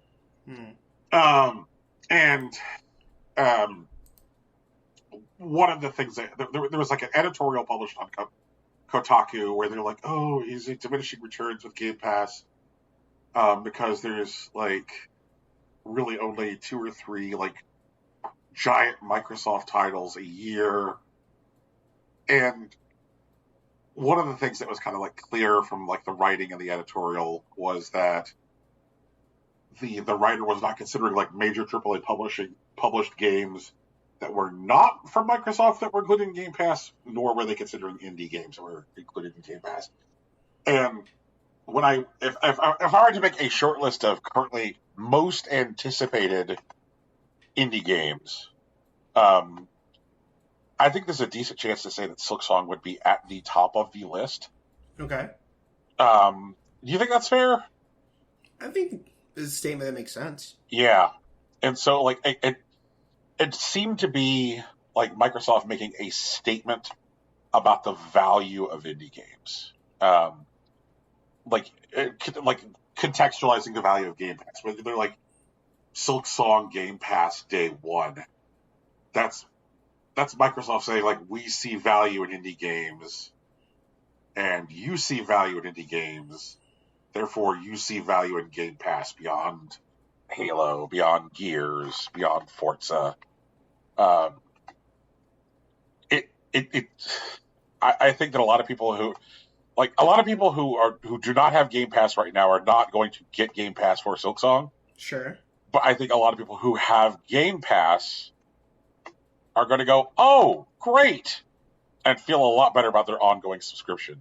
Like, sure. Like that is a product confidence moment, and I think it was a good one. But like, I think you're right, Rocky, that it does leave space for another big Silksong moment to happen in another show. Like, I can totally see like Nintendo being like, "Hey, everybody, like Silksong comes out, December 14th." Sure. Like they like, and I see that being something which would like happen in like a Nintendo space, because like Nintendo has still, with their messaging, left room for like how important indie games are to them. Which in turn highlights further what the fuck is going on with Sony. Because if I were to talk about like places I would imagine the announcement of Silksong's release date to happen, is there any universe where you could see that happening in a Sony showcase? It wouldn't be my first guess. Yeah. It's probably the universe where everybody has hot dog for fingers. Yeah. It did come out on PS4. Because I was like sincerely wondering, did Hollow Knight even come out for PS4? Exactly. I mean, Jesus Christ, this is. They showed a new like game from like Squanch Games. And like, man, like it's one of those games where like I loved the art style. I loved like the whole notion of like talking guns. You know, like the guns like talking, and it's just like that fucking Rick and Morty guys. Like, I'm gonna sound like a real old man here. Every time he talks, I can feel my ears actually being fucked. Okay. Like, I just hate it. Hate it. Maybe stop listening to them. That doesn't seem like a pleasant feeling. Where he's like, "Hey, my mama, I'm pickle." And I'm like, man, like everything about this game, like the concept, the art style, the talking guns, all these bugs, all this barf. Like, I love all of this, but Jesus Christ, anytime that guy talks, like, I just want to die. Like, it's the oh god. So I don't know, and I can't very well play the game with the sound off. Maybe there'll be like French voices that you can use or whatever. Pretty sure that guy can't speak French. Will play with Fridge, turn on subs. They then announced, like, I guess I want to say, getting cozier with Riot. Mm-hmm. Which felt like a big deal. It is a big deal, yeah. Yeah. For people who don't know, people who have subscriptions to Game Pass get a lot of bonus stuff on Riot's games. For example, if you have Xbox Game Pass, you just have all the champions unlocked in League of Legends and League of Legends Wild Rift, and you also have all the agents unlocked in Valorant. And in Legend of Runeterra, you get the Foundation set, which is a lot of key cards that go to building a lot of decks, and you get select little legends unlocked in Teamfight Tactics. Like, I know you know this, like, all these games are free-to-play games, and, like, Valorant agents, well, I mean, their money is definitely more in, like, cosmetics and skins, definitely, but, like, there's something like 20-some agents, or, like, playable characters in the game, and, like, there's a free rotation that you can use, and the idea is that you play over time and, like, basically buy the ones that you want with, like, the either the in-game currency or the currency you build up by playing. But, like, Game Pass, just, you walk in, you have all the agents. Same thing with, like, League of Legends, and League of Legends has fucking, I don't know, north of 150 characters in it now. And instead of trying to figure out which ones you want to buy, like, because there was, for example, there was just a new champion that just came out, like, last week. So, if you have Game Pass, you can just show up and play it. Like, that's just it. I mean, assuming they don't get banned in the game or whatever. But, like, outside of that, like, you don't have to worry about buying champions anymore. They're just all there. Which is a big deal. Yeah. That is, like, that really does feel like a big deal. Mm-hmm. I wonder, do you think Microsoft wants Riot? No, not really. Because, like, Riot has, like, I think, like, the test that would tell me that for sure is what happens to Overwatch League in 3 years after the Activision Blizzard merger. Oh, okay. I can see that. Yeah, because, like, Riot is basically doing what Overwatch League has been trying to do successfully for the past, like, 15 years, right? And I'm not saying that Microsoft doesn't have the money to pay for it. It's just I don't think they care about it as much. And if, like, Overwatch League, which is, like, struggling, and they definitely had a lot of buy-in, like, up front. Like, there's something like $200 million invested in, like, the Overwatch League, and it's only, like, surviving. And they definitely want to be, like, the Major League Baseball of video games. And if Microsoft doesn't share that vision, they'll probably get canned. And, like, Overwatch will still be around. People will still play it. And maybe they'll run, like, smaller tournaments to, like, get people excited about higher level play. But, like, if it doesn't continue to exist, I don't think they'll really swing for Riot Games. Because, like, what they'll want to do is probably shut down, like, LCS, if not, like, LCK, rather than support it. Because there's definitely more money involved in League of Legends. And Microsoft being on the hook for it doesn't sound like something they particularly want at the moment.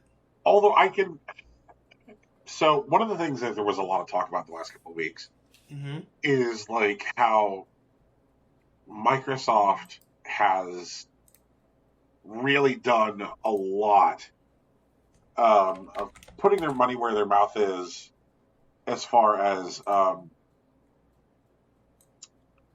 like taking a position that gaming is for everyone and doing something about it.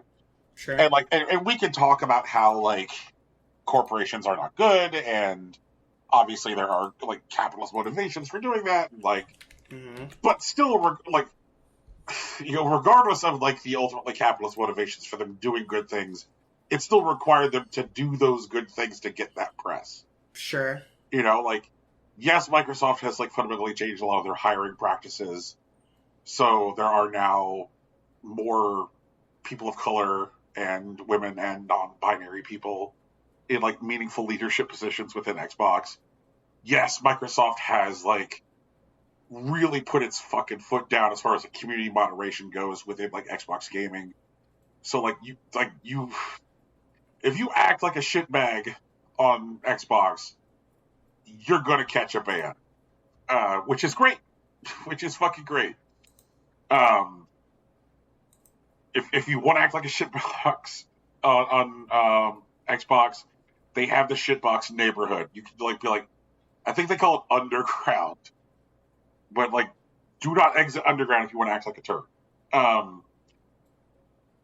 They released the adaptive controller, and then they made the adaptive controller open source, and they supported the adaptive controller use for PlayStation and Switch, so that way like more people can play games. They did stuff like include more like system level controller remapping and ASL for games like Forza and Halo. Like there's absolute metric shit ton of stuff they've done as far as like saying by the idea like games for everybody. And so to swing this back to the point about Riot Games is that like one of the things I hear first is like, man, these Riot games are theoretically fun. Can you imagine if Riot actually took making these a pleasant space seriously? That like if somebody was there to put the boot down in League, if somebody said like let's make Valorant less toxic, if Microsoft bought Riot to detoxify Riot's game spaces, can you imagine how much good press they would get out of that? I mean, it'd be a lot of good press. Yeah. I don't know what percentage of their existing player base they would chase off by detoxifying their space, like those spaces. But would it be equal to or exceeded by a number of people who would then be willing to touch Riot games? I don't think so. And more importantly, I don't think they'd stay. Like, I feel like the games themselves are like difficult enough that they require a lot of like interaction in time, and I do think that the way that people are toxic on these games definitely scare off like lower level players more than higher level ones. And while that definitely creates a barrier to entry, I feel like a lot of the people that like struggle like at lower levels would they would be able to enter, but I think they'd hit the same walls at higher levels of play. At least, like, I think that would be more the rule than the exception. And so, like, maybe they replace those people, and that is an unequivocally good thing. Like, if they replace a community-focused player, or a toxic player with a community-focused player, like, 1-to-1, and, like, keep the same numbers, that's unequivocally a good thing. But right. I'm not sure they'll actually do that.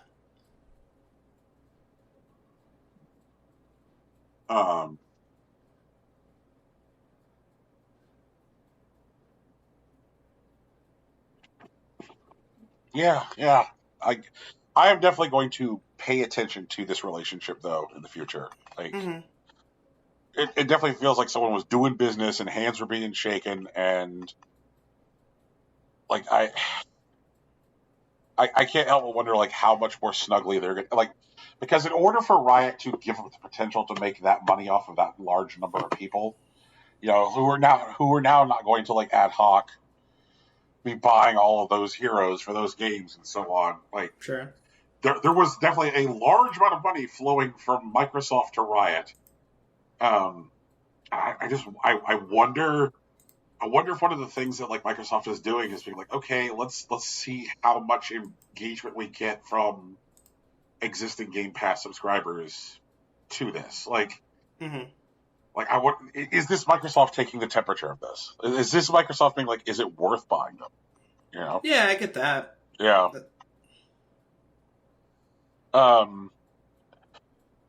Let's see here.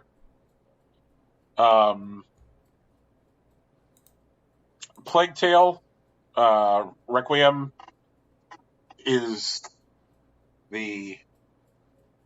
Hey, if you would like to play Last of Us, but like have it be depressing in an entirely different way,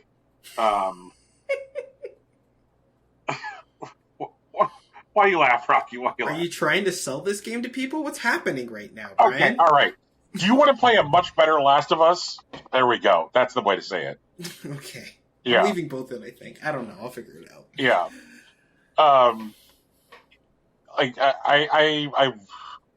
we have like there is a reason that our podcast made the first Plague Tale a game of the year. If you go back and you look at our lineage of games of the year, this is the one that emerged at the top of the stack 2 years ago.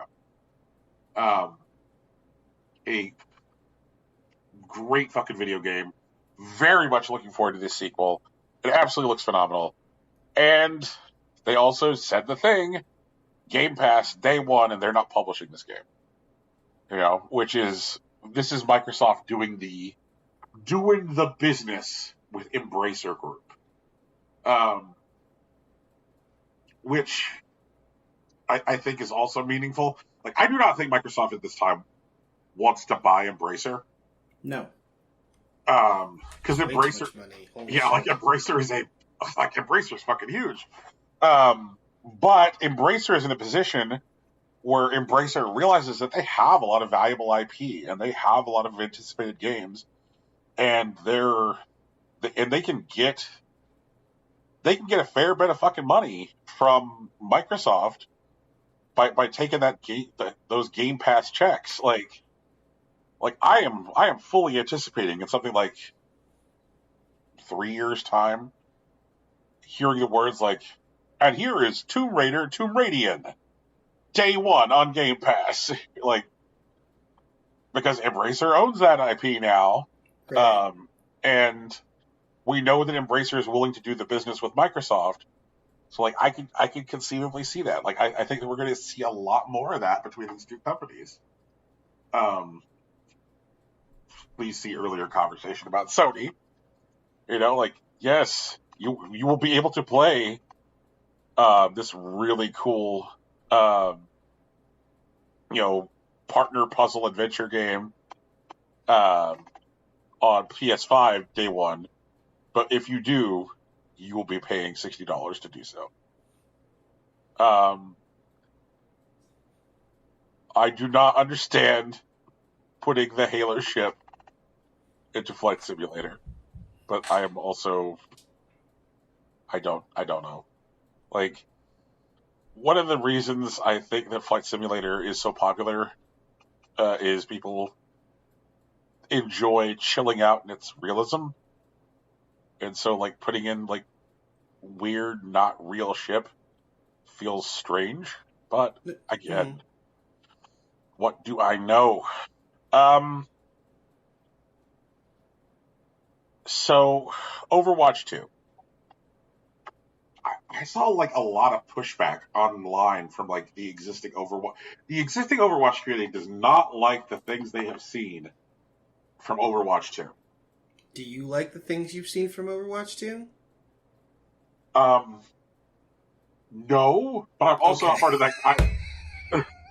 No, Okay. no, but I'm also like a less important voice in this conversation because like the Overwatch community is vibrant, loud, and committed, right? Sure. And it appears to be that what Activision Blizzard has decided to do with Overwatch 2 is pivot Overwatch toward being like every other fucking shooter. Well, yeah. Why? Because those make money, I guess. I don't know. It just seems like a weird decision to turn Overwatch into every other fucking shooter with kind of Overwatch like awkwardly stapled onto it. You know, I'm not sure that's true. Well, like, okay, so like Overwatch people seem to like hate the game in pretty much every form that it shows up in, and I think that's because they were originally chasing something unique, and it turns out they didn't get to make what they wanted, right? Like, we never got the single player experience because I guess no one at Activision Blizzard could decide what it wanted to be. And every time they remade the game, or like rebalanced it for like a new season or whatever, it's always broken in a way that no one enjoys. So instead, what they're doing with Overwatch 2 is taking a step back and try to make something that will court a consistent audience and maybe trickle in some of its flavor in the future. Like, I agree that it alienates its existing audience, but their existing audience already hates it, right? So what do they have to lose? And so I guess this is one of those things where they're like, okay, look, the audience for Hearthstone hate Hearthstone, but at least they play it. Right. Like, the World of Warcraft fan base hate World of Warcraft, but at least they play it. Right. The issue here is that the Overwatch people hate Overwatch, but they don't play it. Correct. That's the difference. They're trying to get someone to play this game, so they're trying to make it look familiar to people who already are comfortable shooting things on their free time. Send in the COD bros. Yeah. Oh no, I'm just picturing some like some game of Overwatch and like somebody just starts like doing the fucking victory crouching over the body of a destroyed opponent, and then Mad World by Gary Jules starts playing just like as the last piece of Overwatch's soul dies. Just an unrelated piece of Overwatch discourse is I'm surprised that there was a real extended conversation on Twitter about the Mandela effect and Tracer's ass. Oh, yeah, that was pretty good. I'm like, what in the world? Like, what in the world? Like, what?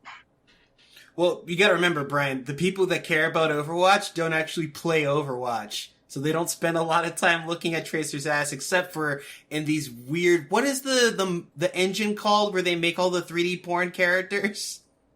I don't know why I've forgotten that, but I know what you're talking about. Yeah, but yeah, there's an engine or whatever that they make all the 3D porn characters, and Overwatch porn got so big that it was like one of like the top 10 like categories on Pornhub one year, and like in all of them, fucking Tracer has some crazy dump truck ass. So like, if you don't play the game, but you watch a lot of Tracer porn, especially since you're angry that she was revealed to be a lesbian, like, you're not gonna remember what her ass actually looks like. That just makes sense to me. That's not confusing to me at all. Like, it's just... Oh my god. Is it Source Filmmaker? Is that what it's called? Yes. Thank you. Alright, God. But, like, sometimes, Rocky, I feel like I can't tell whether you or I are better off, because when I'm confused about stuff, you're like, why are you confused? But you're generally angrier. Yeah, I'm just angry. Like, I'm angry about it, but I'm not confused. Like, I know why I'm mad about this. So it's like, I don't know which one of it, like, because there are definitely things where, like, you'll say, like, hey, Brian, what are your thoughts on this? And, like, all I can do is make a deep sigh where I've died inside. Yeah. But, like, there are still some things I just don't get, And I suppose I should feel blessed by that, That must be nice, honestly. Yeah. I'm just like, fuck me, Well, yeah, no, a lot of this is just like when I saw, I was like, oh, people can't remember what Tracer's ass looks like, and then I just think for like 30 seconds, connect the dots. Well, I'm going to put this anger away for later, and then that's that. Yeah, and it's just like, what the fuck? Also, like, all right, I am now speaking to the straight cis men out here. Okay. Okay. Hi, straight cis men. Someone needs to talk to him. Jesus. Here's the thing. When you have a horny, you do not need to tell the world when you're horny every time. The world doesn't want that. You don't owe the world that. The world doesn't want it at all. So if Tracer makes your body smile, you don't need to tell the world. Also, please recognize that pieces of art belong to the world and to not you. And so you do not need to climb on the internet with your angry fingers and be like, why does Tracer kiss ladies? You do not need to do that. Please don't do that. Like, just stop. Stop. She's a cartoon lady who's not real. Just fucking stop. Oh my god. Do you think they listen to Rocky?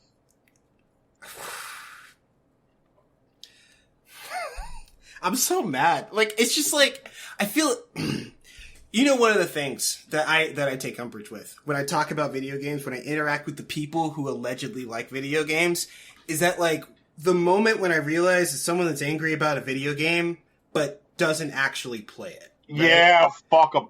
Like, you know, like, I remember, like, I forgot what it was, but, like, that's a big thing about, like, scrub quotes that, like, kind of pisses me off, too. Because it's just like, this character's unbeatable! There's nothing that can be done! And let people beat them every day, and, like, you would know that if you played the game with the rest of us or whatever. But they're some of the loudest people. And so, like, when people see them screaming about some shit, they think we're all like that. It's like, I can't deal with you. Like, you need to shut the fuck up right now. And, like, I need less people to talk about Overwatch unless you're actually playing it. And if that's gatekeeping, fine, alright? I'll be fucking Heimdall with a sword or whatever the fuck. But, like, it's just, I can't have people embarrassing us like this.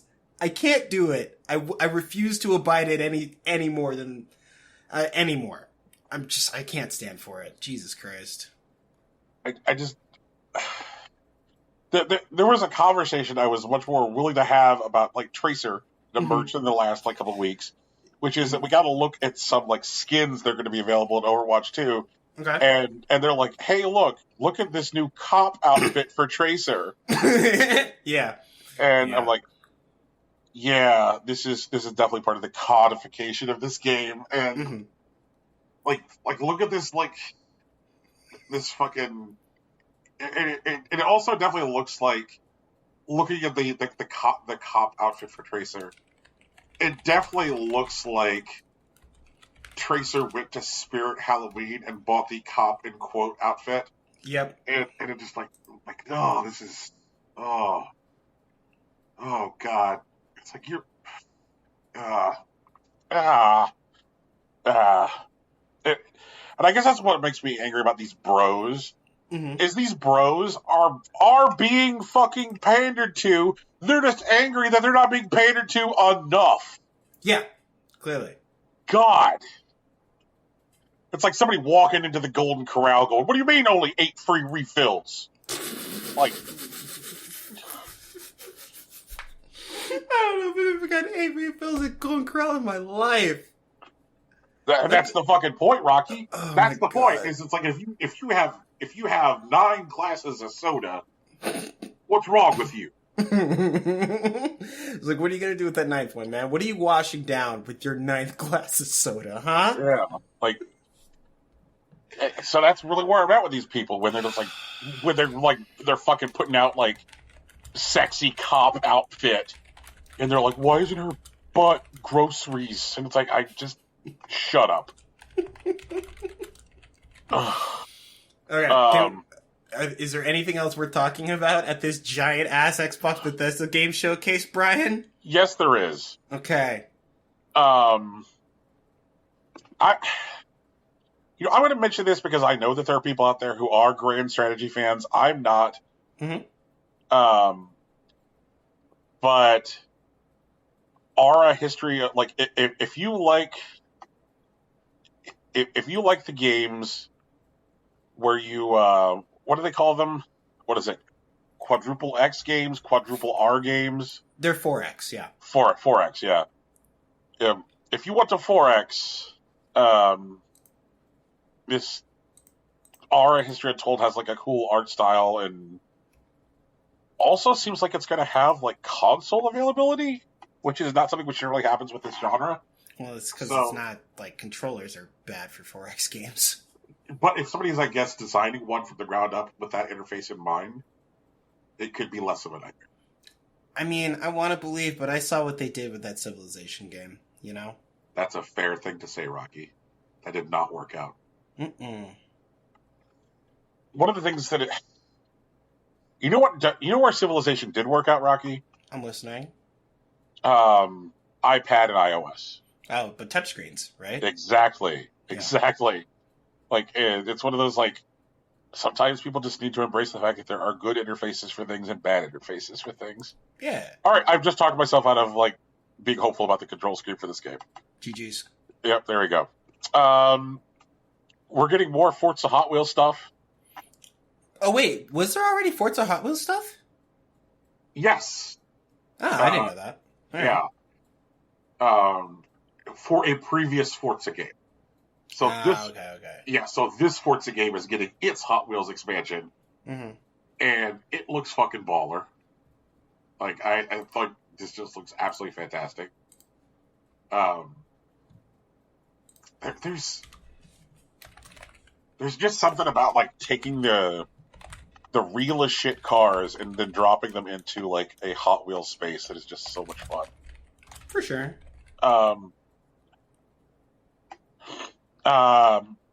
Scorn is still disgusting. I don't know. I think it looks sick. No. Like, yes, Rocky. But in doing so, it has to look like... Scorn is gross, but a good gross, I guess is what I'm saying. Okay. Yeah, like when I say that Scorn looks disgusting, it is intended as a compliment. Like, they are going for weird, terrible body horror and nailing it. Which means that, like, it has to be squishy, it has to be septic, it has to be unpleasant, and it is all of those things.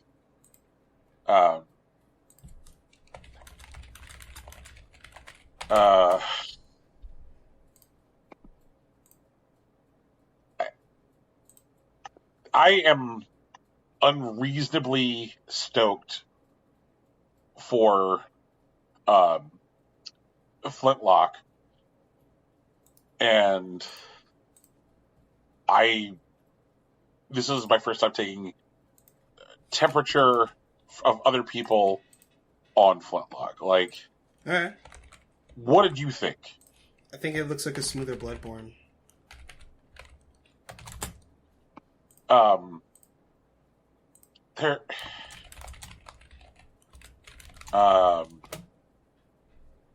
What does this remind me of? There was a game. That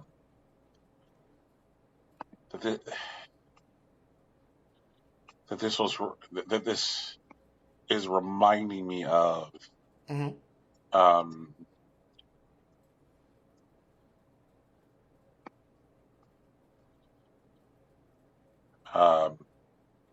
Recore. Okay. Yeah. Like, I would say that, like, before I would say Bloodborne, I would say Recore. But then again, like, I think, like, 10 people played Recore and only 7 of us liked it. But, like, I looked at this game and I was like, I got Recore vibes off of it. And, like, if this game is Recore, I am very excited. But I don't know. Like, were you one of the 10 people who played Recore? I was not. No. Okay. It's a good time.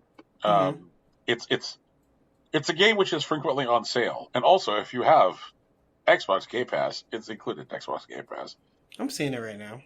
Yeah. And I can see like the animal companion and like the loadout looks a bit similar. Yeah. Yeah. So I'm glad to see how you could see how I got there. Mm-hmm. Yeah. So like people who are like, oh yeah, Bloodborne, I'm like, I can see how you can say that, but like the way that it work, the way that movement seems to work in it, the color palettes, the animal companion, like it just. I think the colored palette is a very like stark departure from Bloodborne. Yeah. But I think what it's trying to do is make like a brighter, like it looks like a brighter, like more accessible, more forgiving Bloodborne. That's what I'm looking at here. At least that's what I can tell. Right. And like there's a lot of things that like make a lot of sense, like the gun parry thing and like how forgiving it was is a big thing that right. like is like borrowed, I suppose. I'm not focused too much on the narrative, but I could see how like the narrative and the characterization would lend itself to Recore. But when I look at the combat, like the things that you're doing and responding to situations, like feels very Bloodborne to me. Okay. I'm like I guess you can see why I want to follow this closely. I think I'm going to touch it. If there is a thing that could unite Recore fans and like Bloodborne fans, that would be a weird hybrid fandom. That could be interesting. Yeah. Lightyear Frontier. Still seems weird, but it's one like of those games that I keep forgetting is happening. Yeah, and like whenever they talk about the game, like there's always some piece of it that I've forgotten. Mm-hmm. The one this time that I forgot was like, oh, and by the way, you're trying to solve a murder. I'm like, so let me get this straight. I'm walking around on my giant fucking like, Gundam tractor, my Gundam tractor, farming and building a city, while I'm also at the same time questioning suspects. Like, yep, I just, what a weird hybrid of genres this game is. It feels like somebody got stuck in an elevator while pitching, so they just kept on adding genres to get funded. I mean, that makes sense. Yeah. Seen it before.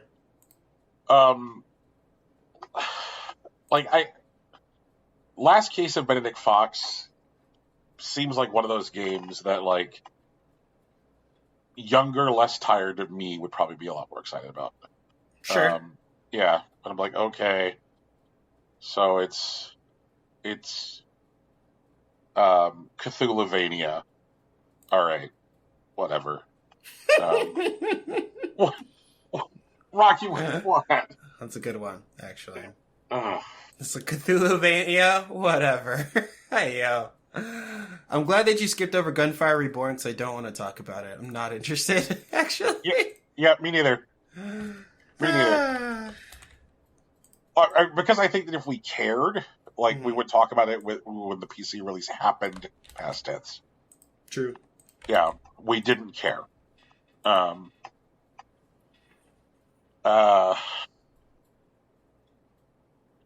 As Dusk Falls,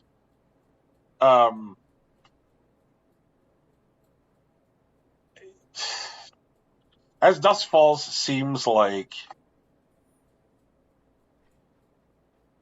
man, okay. This game is either going to rule or suck. Like, this game will not be an okay video game. Yeah, guaranteed. There is no third path for it. Like, mediocrity is not a thing it can, like, embrace.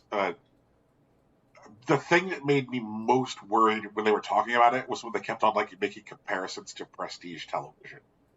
They're like, this game is like the best prestige television. Oh, yeah. Yeah, I'm like, oh. Like, they're trying to sell it to people who, like, don't play video games, which is fine.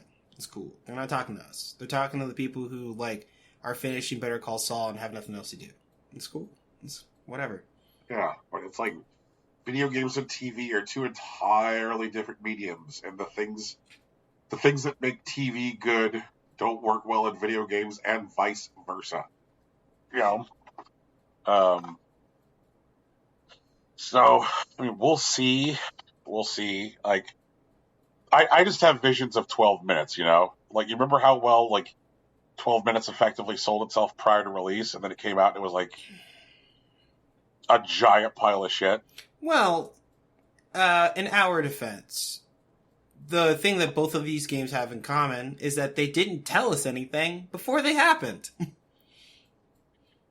That's fair. And they were hoping that like we wouldn't that whatever they threw at us would be good because they were trying to hit like the right like shadow notes or whatever, but they actually didn't tell us anything.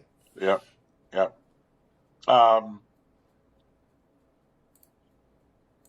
I think that I might actually fuck with Grounded now that it's coming out of early access. Oh, Grounded's pretty cool.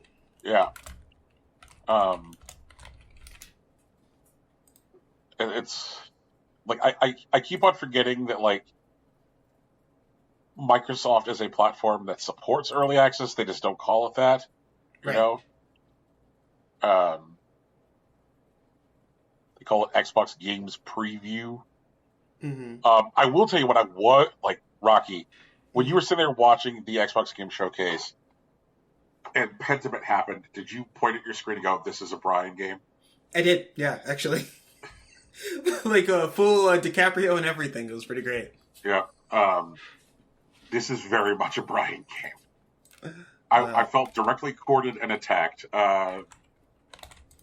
Everything about it just seems like the coolest fucking thing. Oh, man. The way it's organizing its narrative, the art style, like, I just... And I definitely watched, like, the extended deep dive of it from the week following, and, like, oh, man, chef's kiss. Like, here, like, like, you know that, like, a lot of times, like, when video games tell me how big they are, yeah, they're actually arguing in favor of me not playing the game. Right. You know? When a game is like, there's this much going on. Like, okay, go away. But, like, when Pentiment told me, like, oh, okay, there's all of these different kind of emerging narratives, and there's all these different stories. Some stories don't even emerge, depending on some of the choices that you make. I don't think it's fair to call it open world, but I think what I would call it as is, like, a better description is, like, open narrative. Sure. That, like, that the game, so, like the core of this game is, like, there is a crime that you were charged with solving, and this game takes place in, like, the Middle Ages. Mm-hmm. And you can make a decision in this game, like, based on evidence available to you. You can make a choice in the game based on who you think did it, independent of the evidence, or you can just be like, oh, here's who I think the town would benefit most from seeing be punished and executed for this. So I'll just say they did it. Like, the different ways this game interacts with, like, medieval justice systems is wild.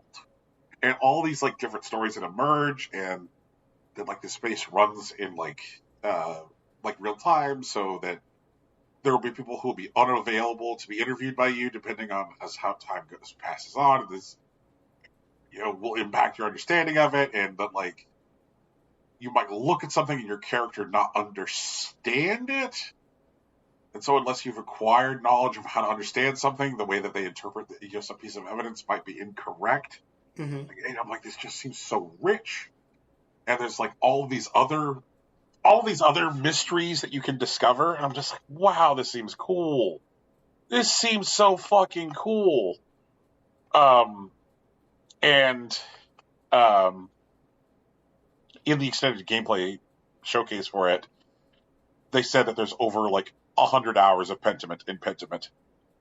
And I'm like, games have to work really hard to tell me that, like, I should be excited to spend 100 hours with it. Because normally I hear there's 100 hours here, and my response is like, "Oh, you would like for me to collect all the golden pretzels, huh? Well, how about this? Go fuck yourself." They did not like when they were telling me about the 100 hours I could spend with Pentiment. It did not sound like I was collecting golden pretzels, Rocky.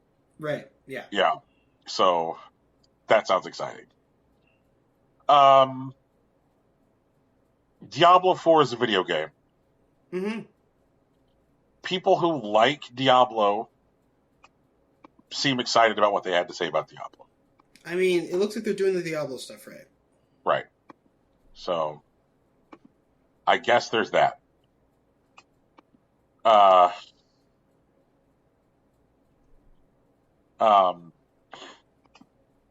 don't know. Like, I don't see myself caring about that, but I'm sure it's a game that we'll end up, by hook or by crook, talking more about on this show. So stay tuned for more half-hearted conversations about Diablo 4. That's weird. I thought you liked Diablo. I am okay to okay plus with Diablo. Like, okay, I got like effectively chased off by Diablo 3. And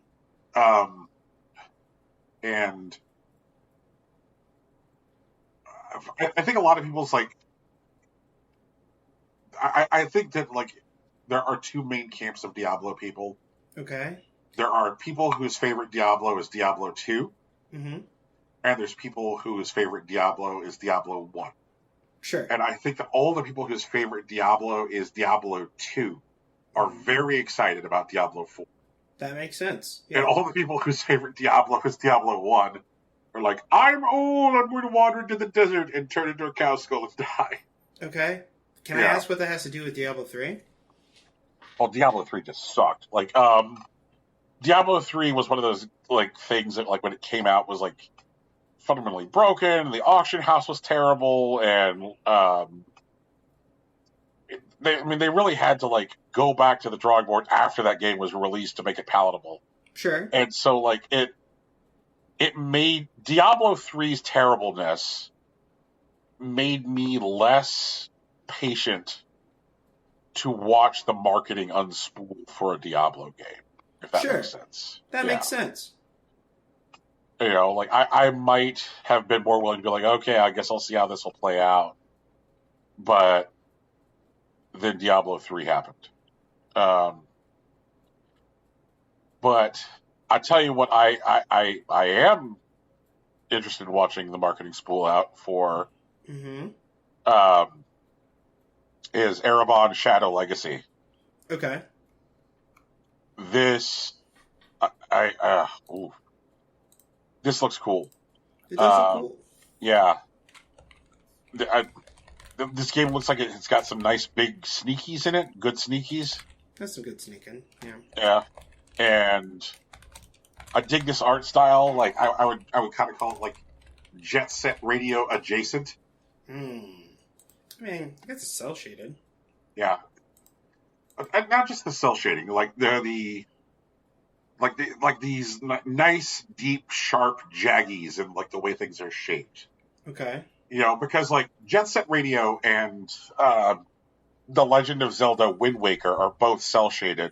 Correct. But like you would look at them and feel like they're remarkably different art styles because they are remarkably different art styles, despite both being cell shaded. But like this, like the way it like treats like these like sharp angles feels like it has more in common with Jet Set.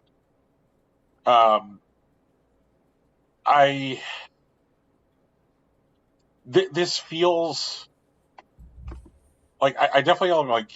There was a game for the 360, which got some re-releases on the subsequent generation called Mark of the Ninja, which was a 2D game. But this feels like this has like a relationship to it, like with the way you're using hiding and like non-lethals. Like I like it. As a guy who likes Hitman, this is on my list. Okay. Yeah, because I like non-lethal puzzle spaces. What do you think about the shadow traversal and like how they're going to use that like in platforming? I'm into it. Okay. Yeah. So this is definitely on my list. Team Ninja. So, all right. One of the things that we have talked about, like on this show before, is that,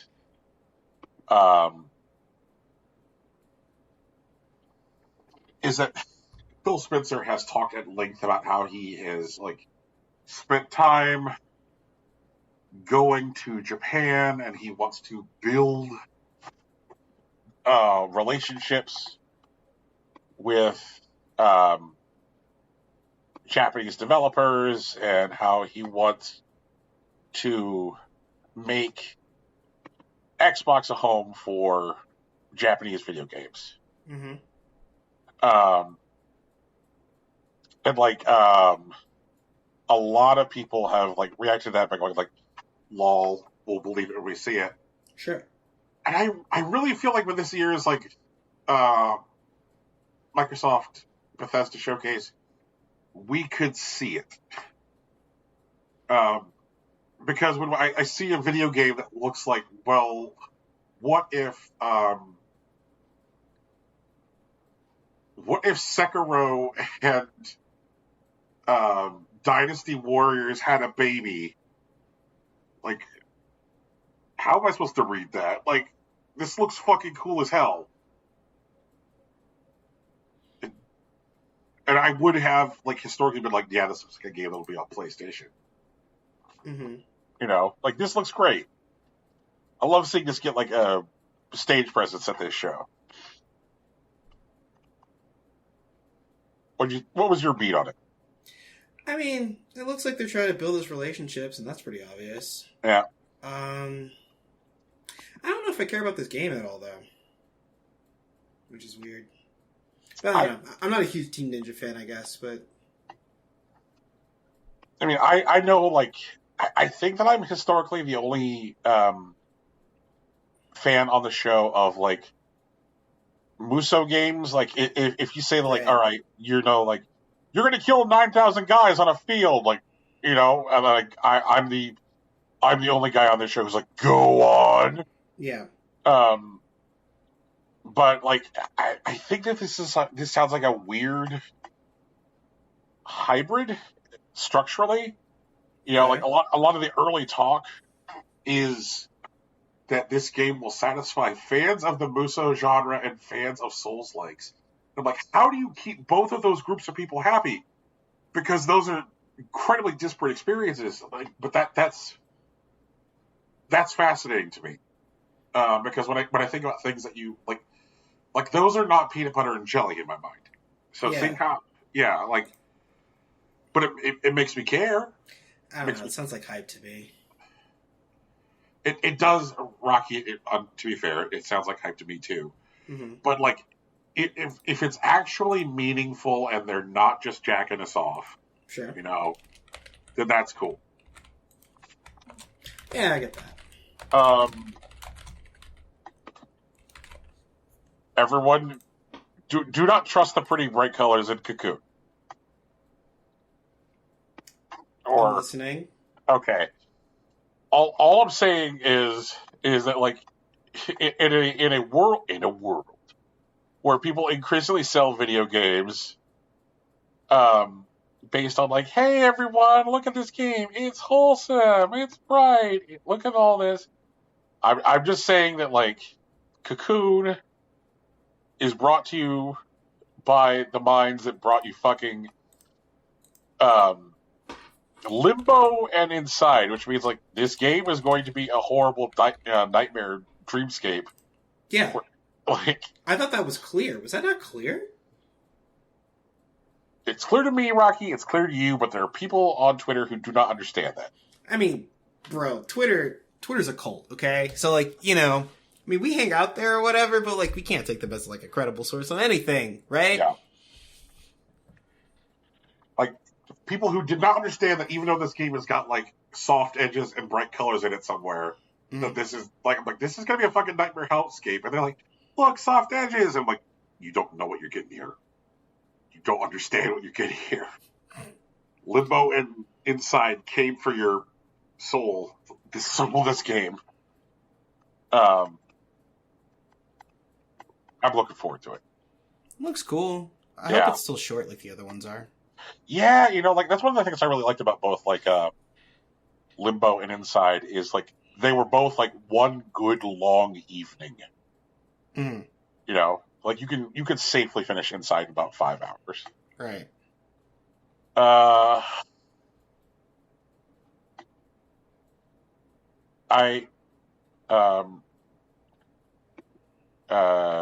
Ravenlock.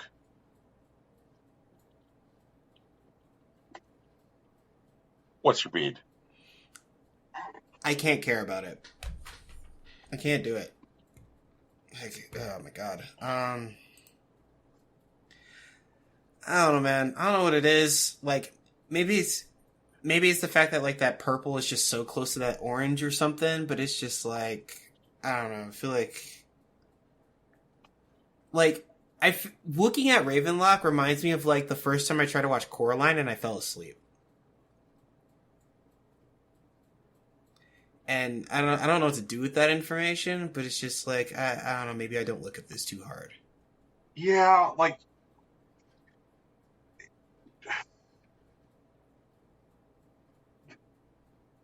this game to me feels utterly generic. Yeah. No, that makes sense. Yeah. It's like I'm looking at this and it feels like it feels like somebody has made an estimation of what they think people who are interested in Japanese video games are in. And like this game feels utterly cynical.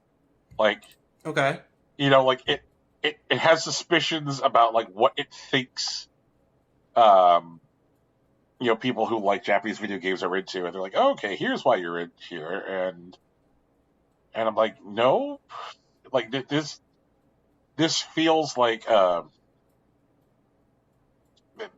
this feels cynical. This feels there's no warmth here. This feels like it was grown in a laboratory. But, yeah, like those SoundCloud rappers with the rainbow braids. Yeah. Yeah. Then came the Persona announcement, which back to not understanding the way people on Twitter live their lives. It took like an hour for someone to make a change.org petition to say like, please do not put Persona on Xbox. I mean, sure. Like, what is wrong with you people? What is wrong with them, Rocky? I don't know. Like, I don't know. I think one thing that I did find interesting, because I know like PS3P is something that hasn't made it to Sony consoles yet, like outside of like like the portable. I mean, P5R is there, and P4G's like available. I'm not sure if I call it accessible, but it's available. But it is interesting that that they did this business with Microsoft. I wonder if Atlas is actually the thing that like Microsoft wants to buy. It'd be a good buy for them, but it's just like I wonder if they'll do it. I like if I'm Microsoft and I've got my checkbook out, I just go ahead and buy Sega. Okay. Like why stop? Like Atlas is a division of Sega, so like why stop at Atlas? Because if you're Microsoft and you look at like the wealth of beloved IP that Sega controls, which Microsoft is obviously interested in. Like, remember last year when they made part of their showcase, hey everybody, Phantasy Star Online 2 is finally coming west because Microsoft helped pay for the localization? Oh yeah, that did happen, huh? It did happen. So between like funding localization for PSO2 and this, it feels like Microsoft is like, I feel like there's been at least one reading with a guy and a graph in a room talking about Sega. Yeah, I can believe that. And like, I just, I think about all of the different IP that Microsoft could like really ingratiate themselves to, like publishing new installments in. Like, here's a new Crazy Taxi, here's a new Jet Set Radio. Like here's a new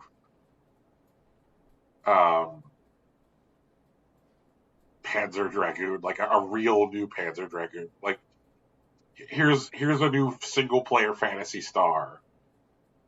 Here's a good Sonic game. Also, like if they were to buy Sega and then own Sonic, and now that they are going to own Crash Bandicoot, it really just feel like they're assembling fucking Infinity Stones at that point. Yeah, I can believe that. Yeah. But I don't know. Like I think that like Sega is a lot like Embracer Group. At this time, one of those companies where it's more advantageous for them to do business with them than to buy them. Sure. Yeah. Like especially like since it did not take long for Atlas to say like after this press conference to like, hey, Persona 3 Portable is coming to PlayStation as well. Like they felt the need to get that out there. It's probably for the best. Right. And there was a whole bunch of glum Nintendo fanboys. And it's like, hey, Nintendo fanboys, like, I hate to break it to you, but this is actually good news for you. Because if Persona is showing up on Xbox, then based on, like, Atlas's history of historically supporting Nintendo platforms, this is the walls coming down. This is the sign that Persona will likely come to Switch. So like, I don't think that's true. Really? Yes, because I don't like Atlas not putting Persona on Switch hasn't been because like they're not close enough with Nintendo. We have like 5 like adjacent Persona 5 games on Switch already. Like it's a technical problem, and so like I think maybe they get P3P or something. And, like, I personally believe it'd be a miracle if they got a good port of P4G to work on Nintendo Switch, but Persona 5 is not going to end up on Switch. It's just fucking not. Oh, I don't think there's any question that Persona 4 could run on Switch. Like, that's... I think that, like, look, one of the best versions of Persona 4 is on the fucking Vita. I mean, that's true. And if the Vita can, like, I'm just saying, like, if the Vita can run Persona 4, the Switch can run Persona 4. I feel like there's something wrong with it. Like, there's something like for example, especially like Crosscode, which is a game I love to death. It's still one of my favorite games I've ever played in my life. Because it was like built in HTML5, like it just like doesn't work right on the Switch. Like, you get random frame drops. You get all sorts of weird, wacky bullshit because the game's trying to calculate shit through, like, a secondary engine and then translate it to the Nintendo Switch. And, like, I wouldn't be surprised if Atlas built P4G in a way that would have to do something similar on the Switch. And, like, maybe they rebuild it from scratch. Like, if they do, like not a remaster, but, like, a remake. But, like, they can't market it as a remake because it doesn't look any better. Like, it's not new graphics. Just now it works on the Nintendo Switch. And, like... maybe that's money that, like, I don't know, Xbox would want to pay, or, like, they now have money for because Microsoft did this business with them. But, like, I don't know why they would do that when they could just focus on Persona 6 and just release it on PS5 and Xbox like they always have. Like, Right. And, like, we are, like, again, like, this feels like a good point to, now that we're having this Persona conversation, a good point to, reiterate that, and God, this feels weird. The Switch is a 5-year-old console at this point. Sure, yeah. Like, it is, based on the average age of video game consoles, should be nearing the end of its life cycle. Maybe so, yeah. It should have, like, all things being equal based on its gigantic install base, if I were a betting man, I would say it's got 2 years left in its life cycle. Sure. Based on the install base size. Which means that like Nintendo should be like readying its next hardware solution. And like I absolutely would hope that whatever it is moves their I know that they're not going to release something which is going to be as strong as an Xbox Series X or a PlayStation 5. Like that's a given.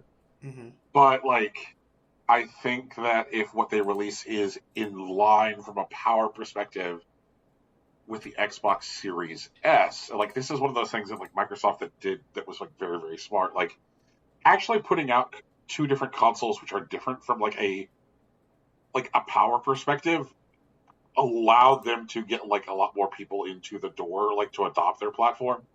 Like Sony being like, okay, our differences are disc versus discless, and that's it. Microsoft's decision actually allowed them to have like a much wider range as far as price points to buy in. You can buy in the X, which is like the top of the line, shiny, or you can get the S, which will get the job done and is $300. So give me something which is strong as an Xbox Series S and slap a fucking screen on it, and charge me $400. Just do that, Nintendo. Because like 2 years from now, what are component prices going to hump? Then again, man, Nintendo's in a tough spot because they should be developing a new console, and like the parts shortages and the rare metal shortages and the logistics crises are not getting any better. Well, yeah. It's a rough time to launch a new console. Shout out to the Intellivision Amico. Dick. Oh man! All right. You know what? I will wait until Tegan has returned to office to discuss the Amico, but there is some Amico bullshit afoot. All right, for sure. Yeah, I just know that feeds her. And then Microsoft said, like, oh, do you really want evidence that we've been going and making the deals with Japan?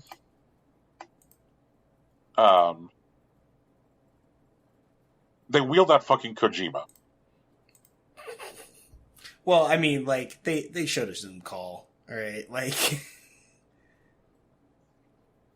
I mean, and the thing is like, wheeling out Kojima was one of those, like, everybody expected it things.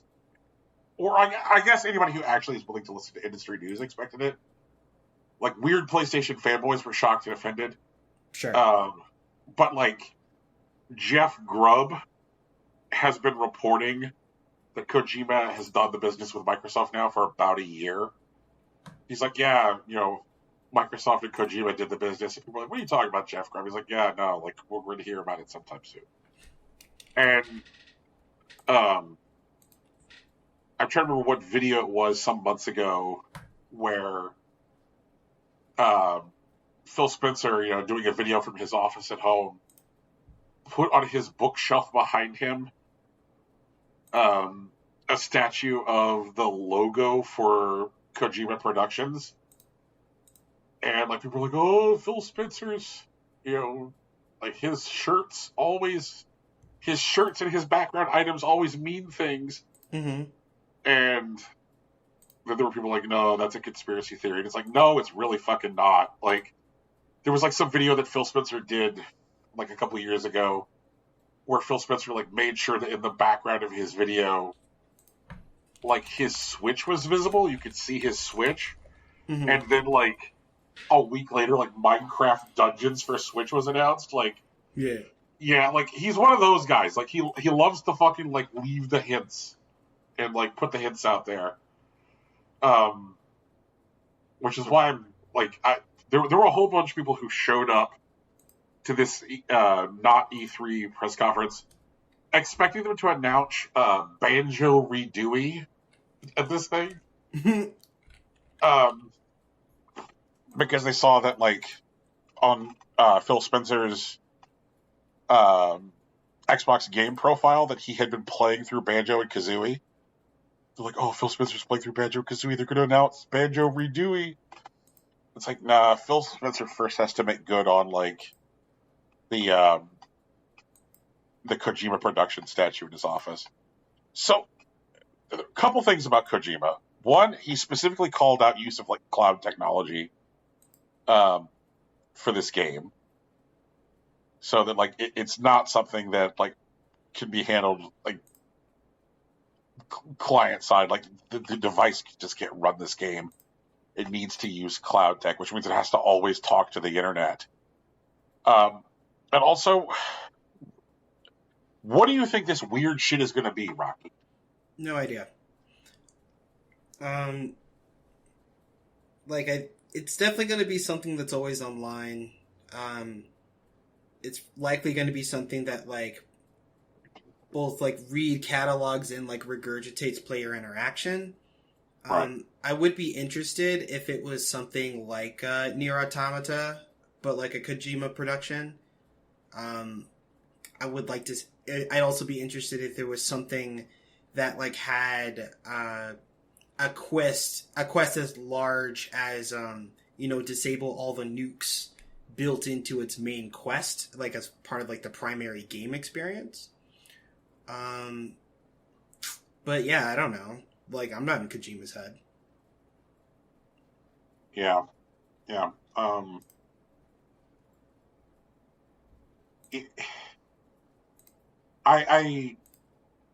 really curious because it seems like he went on quite an emotional journey with Death Stranding. Mm-hmm. Like he had a very specific vision of what he wanted to do with that game, and then it was so terribly divisive. It seemed like nobody was just okay with Death Stranding. And then when he put out Death Stranding Director's Cut, which like essentially like revised the entire game, it turned it more into, I guess, what people expect a Kojima game to be. And so like I'm wondering if like whatever he's doing for Microsoft is like mindful of those lessons, and like does he feel that he needs to make games in line with like customer expectations at this point, or does he still feel the liberty to like just do whatever he wants because someone's writing him a check? I mean, Death Stranding, while like critically was like a divisive thing, like it was an unabashed success, right? So like even if like he wants to be loved by everyone, which I doubt, that doesn't sound like Kojima to me. Like it still sounds like he has license to do whatever he wants. Yeah. I'm definitely interested, like, because it was like very apparent that he anticipated a certain reaction to Death Stranding, and then that didn't happen. That's true. Yeah. You know, so like I'm curious as to like, will his next game be about the artist's journey, or is that what Death Stranding, the director's cut, is about? You know, so like, yeah, obviously, whatever the fuck this game is, it is a long way out, because all they had was like Kojima sitting in front of a fucking camera being like, I'm making a video game, I signed a contract. Yeah, like that is all we got. And then there one more thing was like, hey everybody, Starfield is a video game. Yeah, it's like, here's 40 minutes of Starfield. They said we didn't have gameplay. Well, tell me if this looks like gameplay to you then. And it's like, alright, cool. For sure. I very much like what they had to show this week. Yeah, that's good. One of the things I wanted them to be very, very clear with up front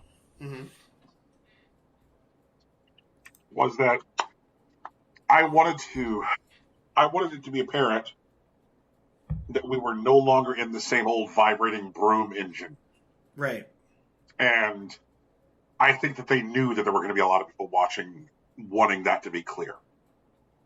And like it has been apparent now for like, God,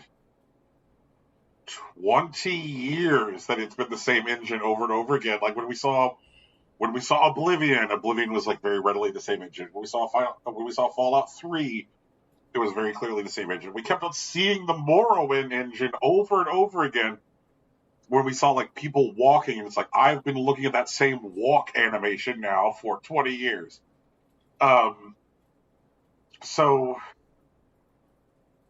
seeing gameplay, while incredibly important to me, Rocky, was not as important as for them saying, "Hey, Brian, this is not the same engine.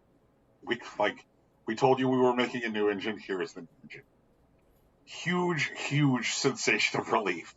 Huge sensation of relief. Hell yeah. Yeah, I'm like, oh god, this is not going to be the busted nightmare shit show.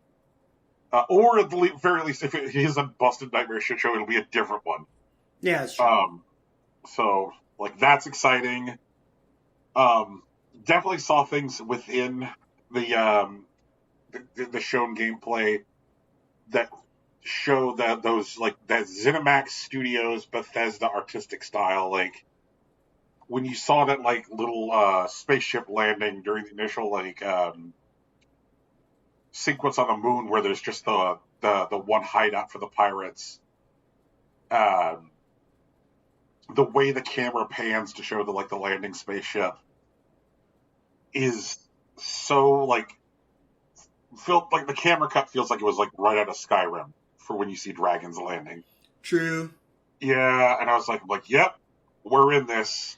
But, like, the way that they were talking about scale made me very, very excited. And I think that this is one of those things where, like, I don't think a lot of people realize, like, how big a deal it is to be liberated from that engine.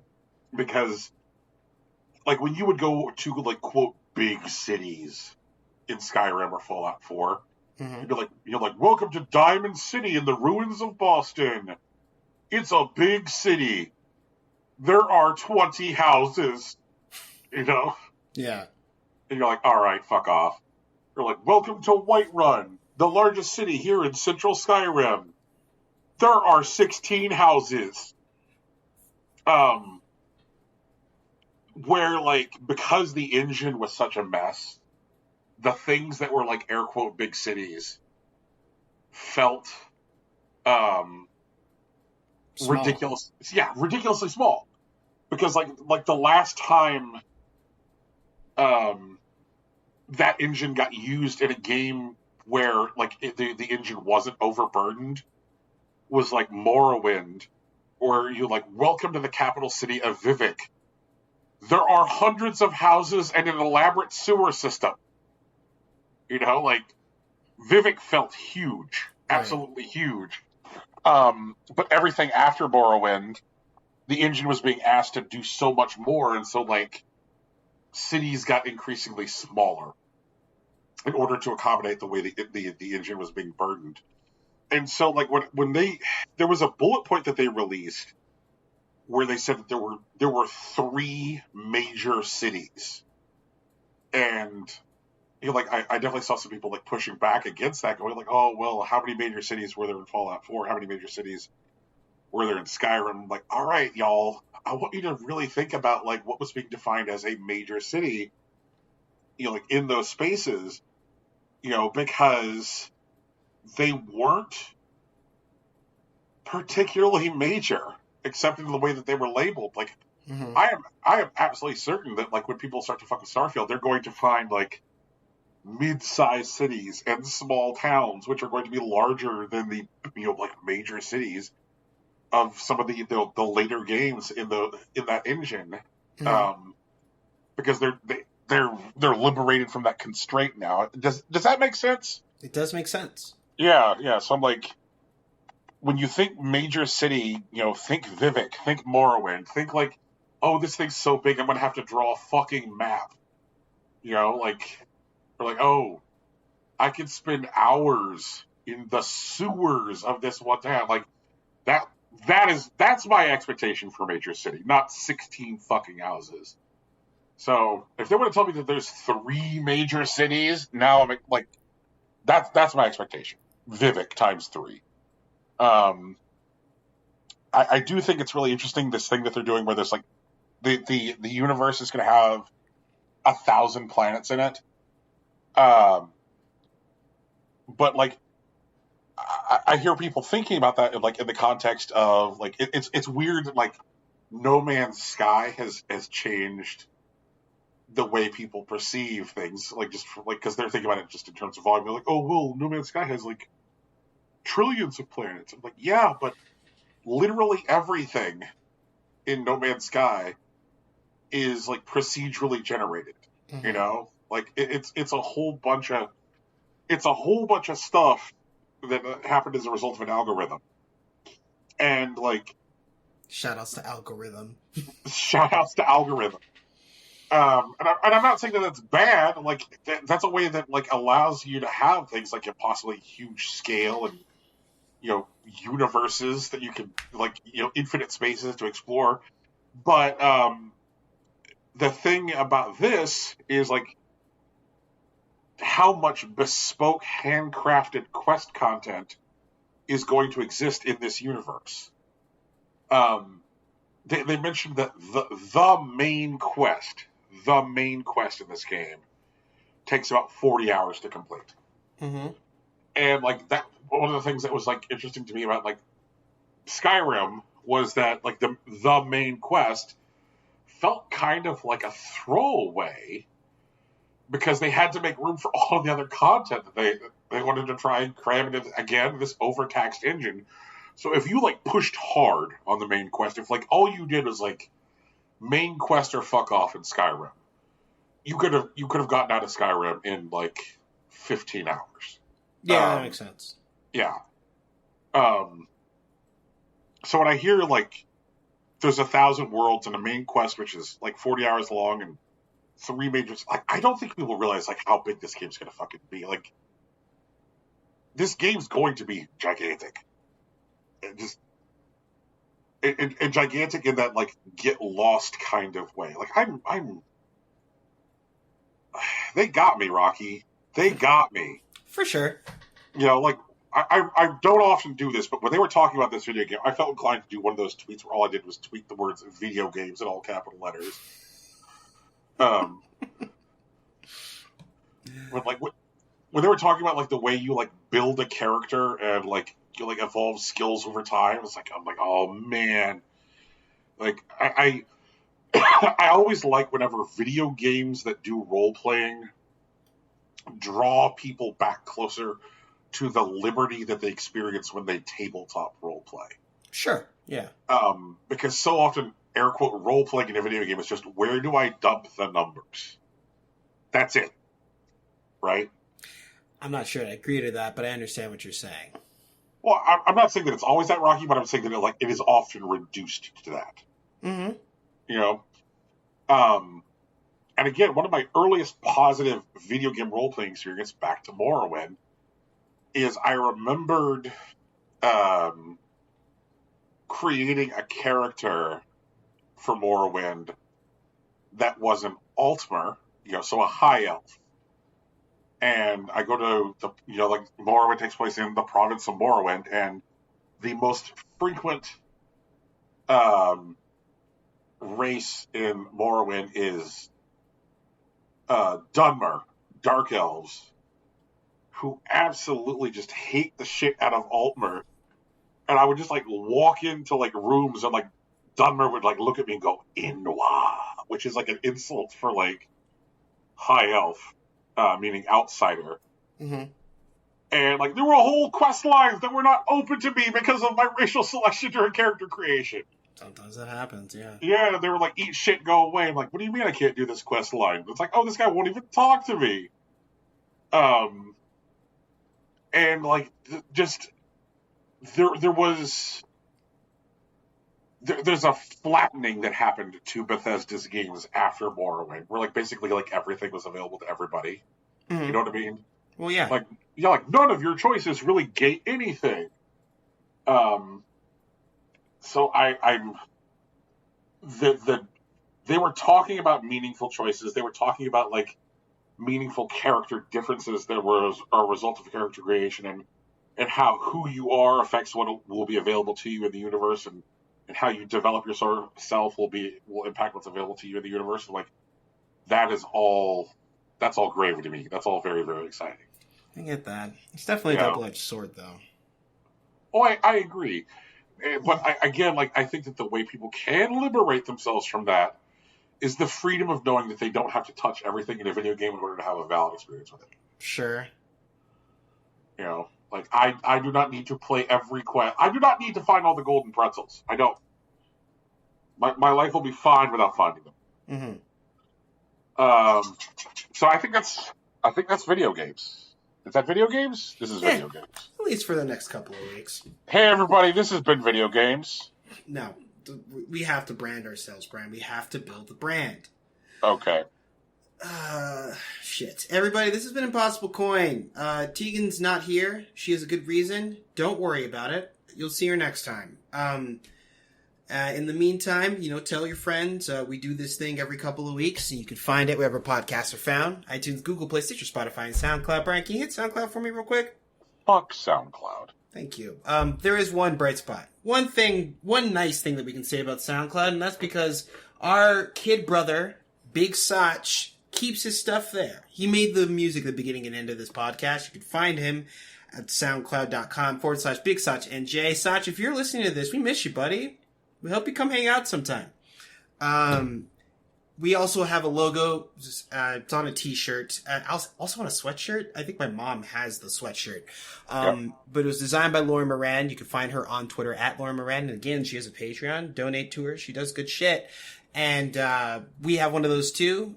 We have some ramping up content. In fact, that's why we're not done recording today. So if you're interested in all the shit that doesn't make it to the show, dog barks excluded, you'll be able to get that at patreon.com/Impossible Coin Podcast. And we are also on social media, Facebook, Instagram, Twitter, Tumblr. That's where me, Brian, and Tegan hang out. All Impossible Coin, no dashes, underscores, anything weird like that. We also stream a couple times a week, usually Tuesdays and Wednesdays. Sometimes I do Thursdays if I'm really feeling in a Koromon mood. And you can find us there at twitch.tv/Impossible Coin. But outside of that, I think that's us. It sounds like it's the show. What do you think, Brian?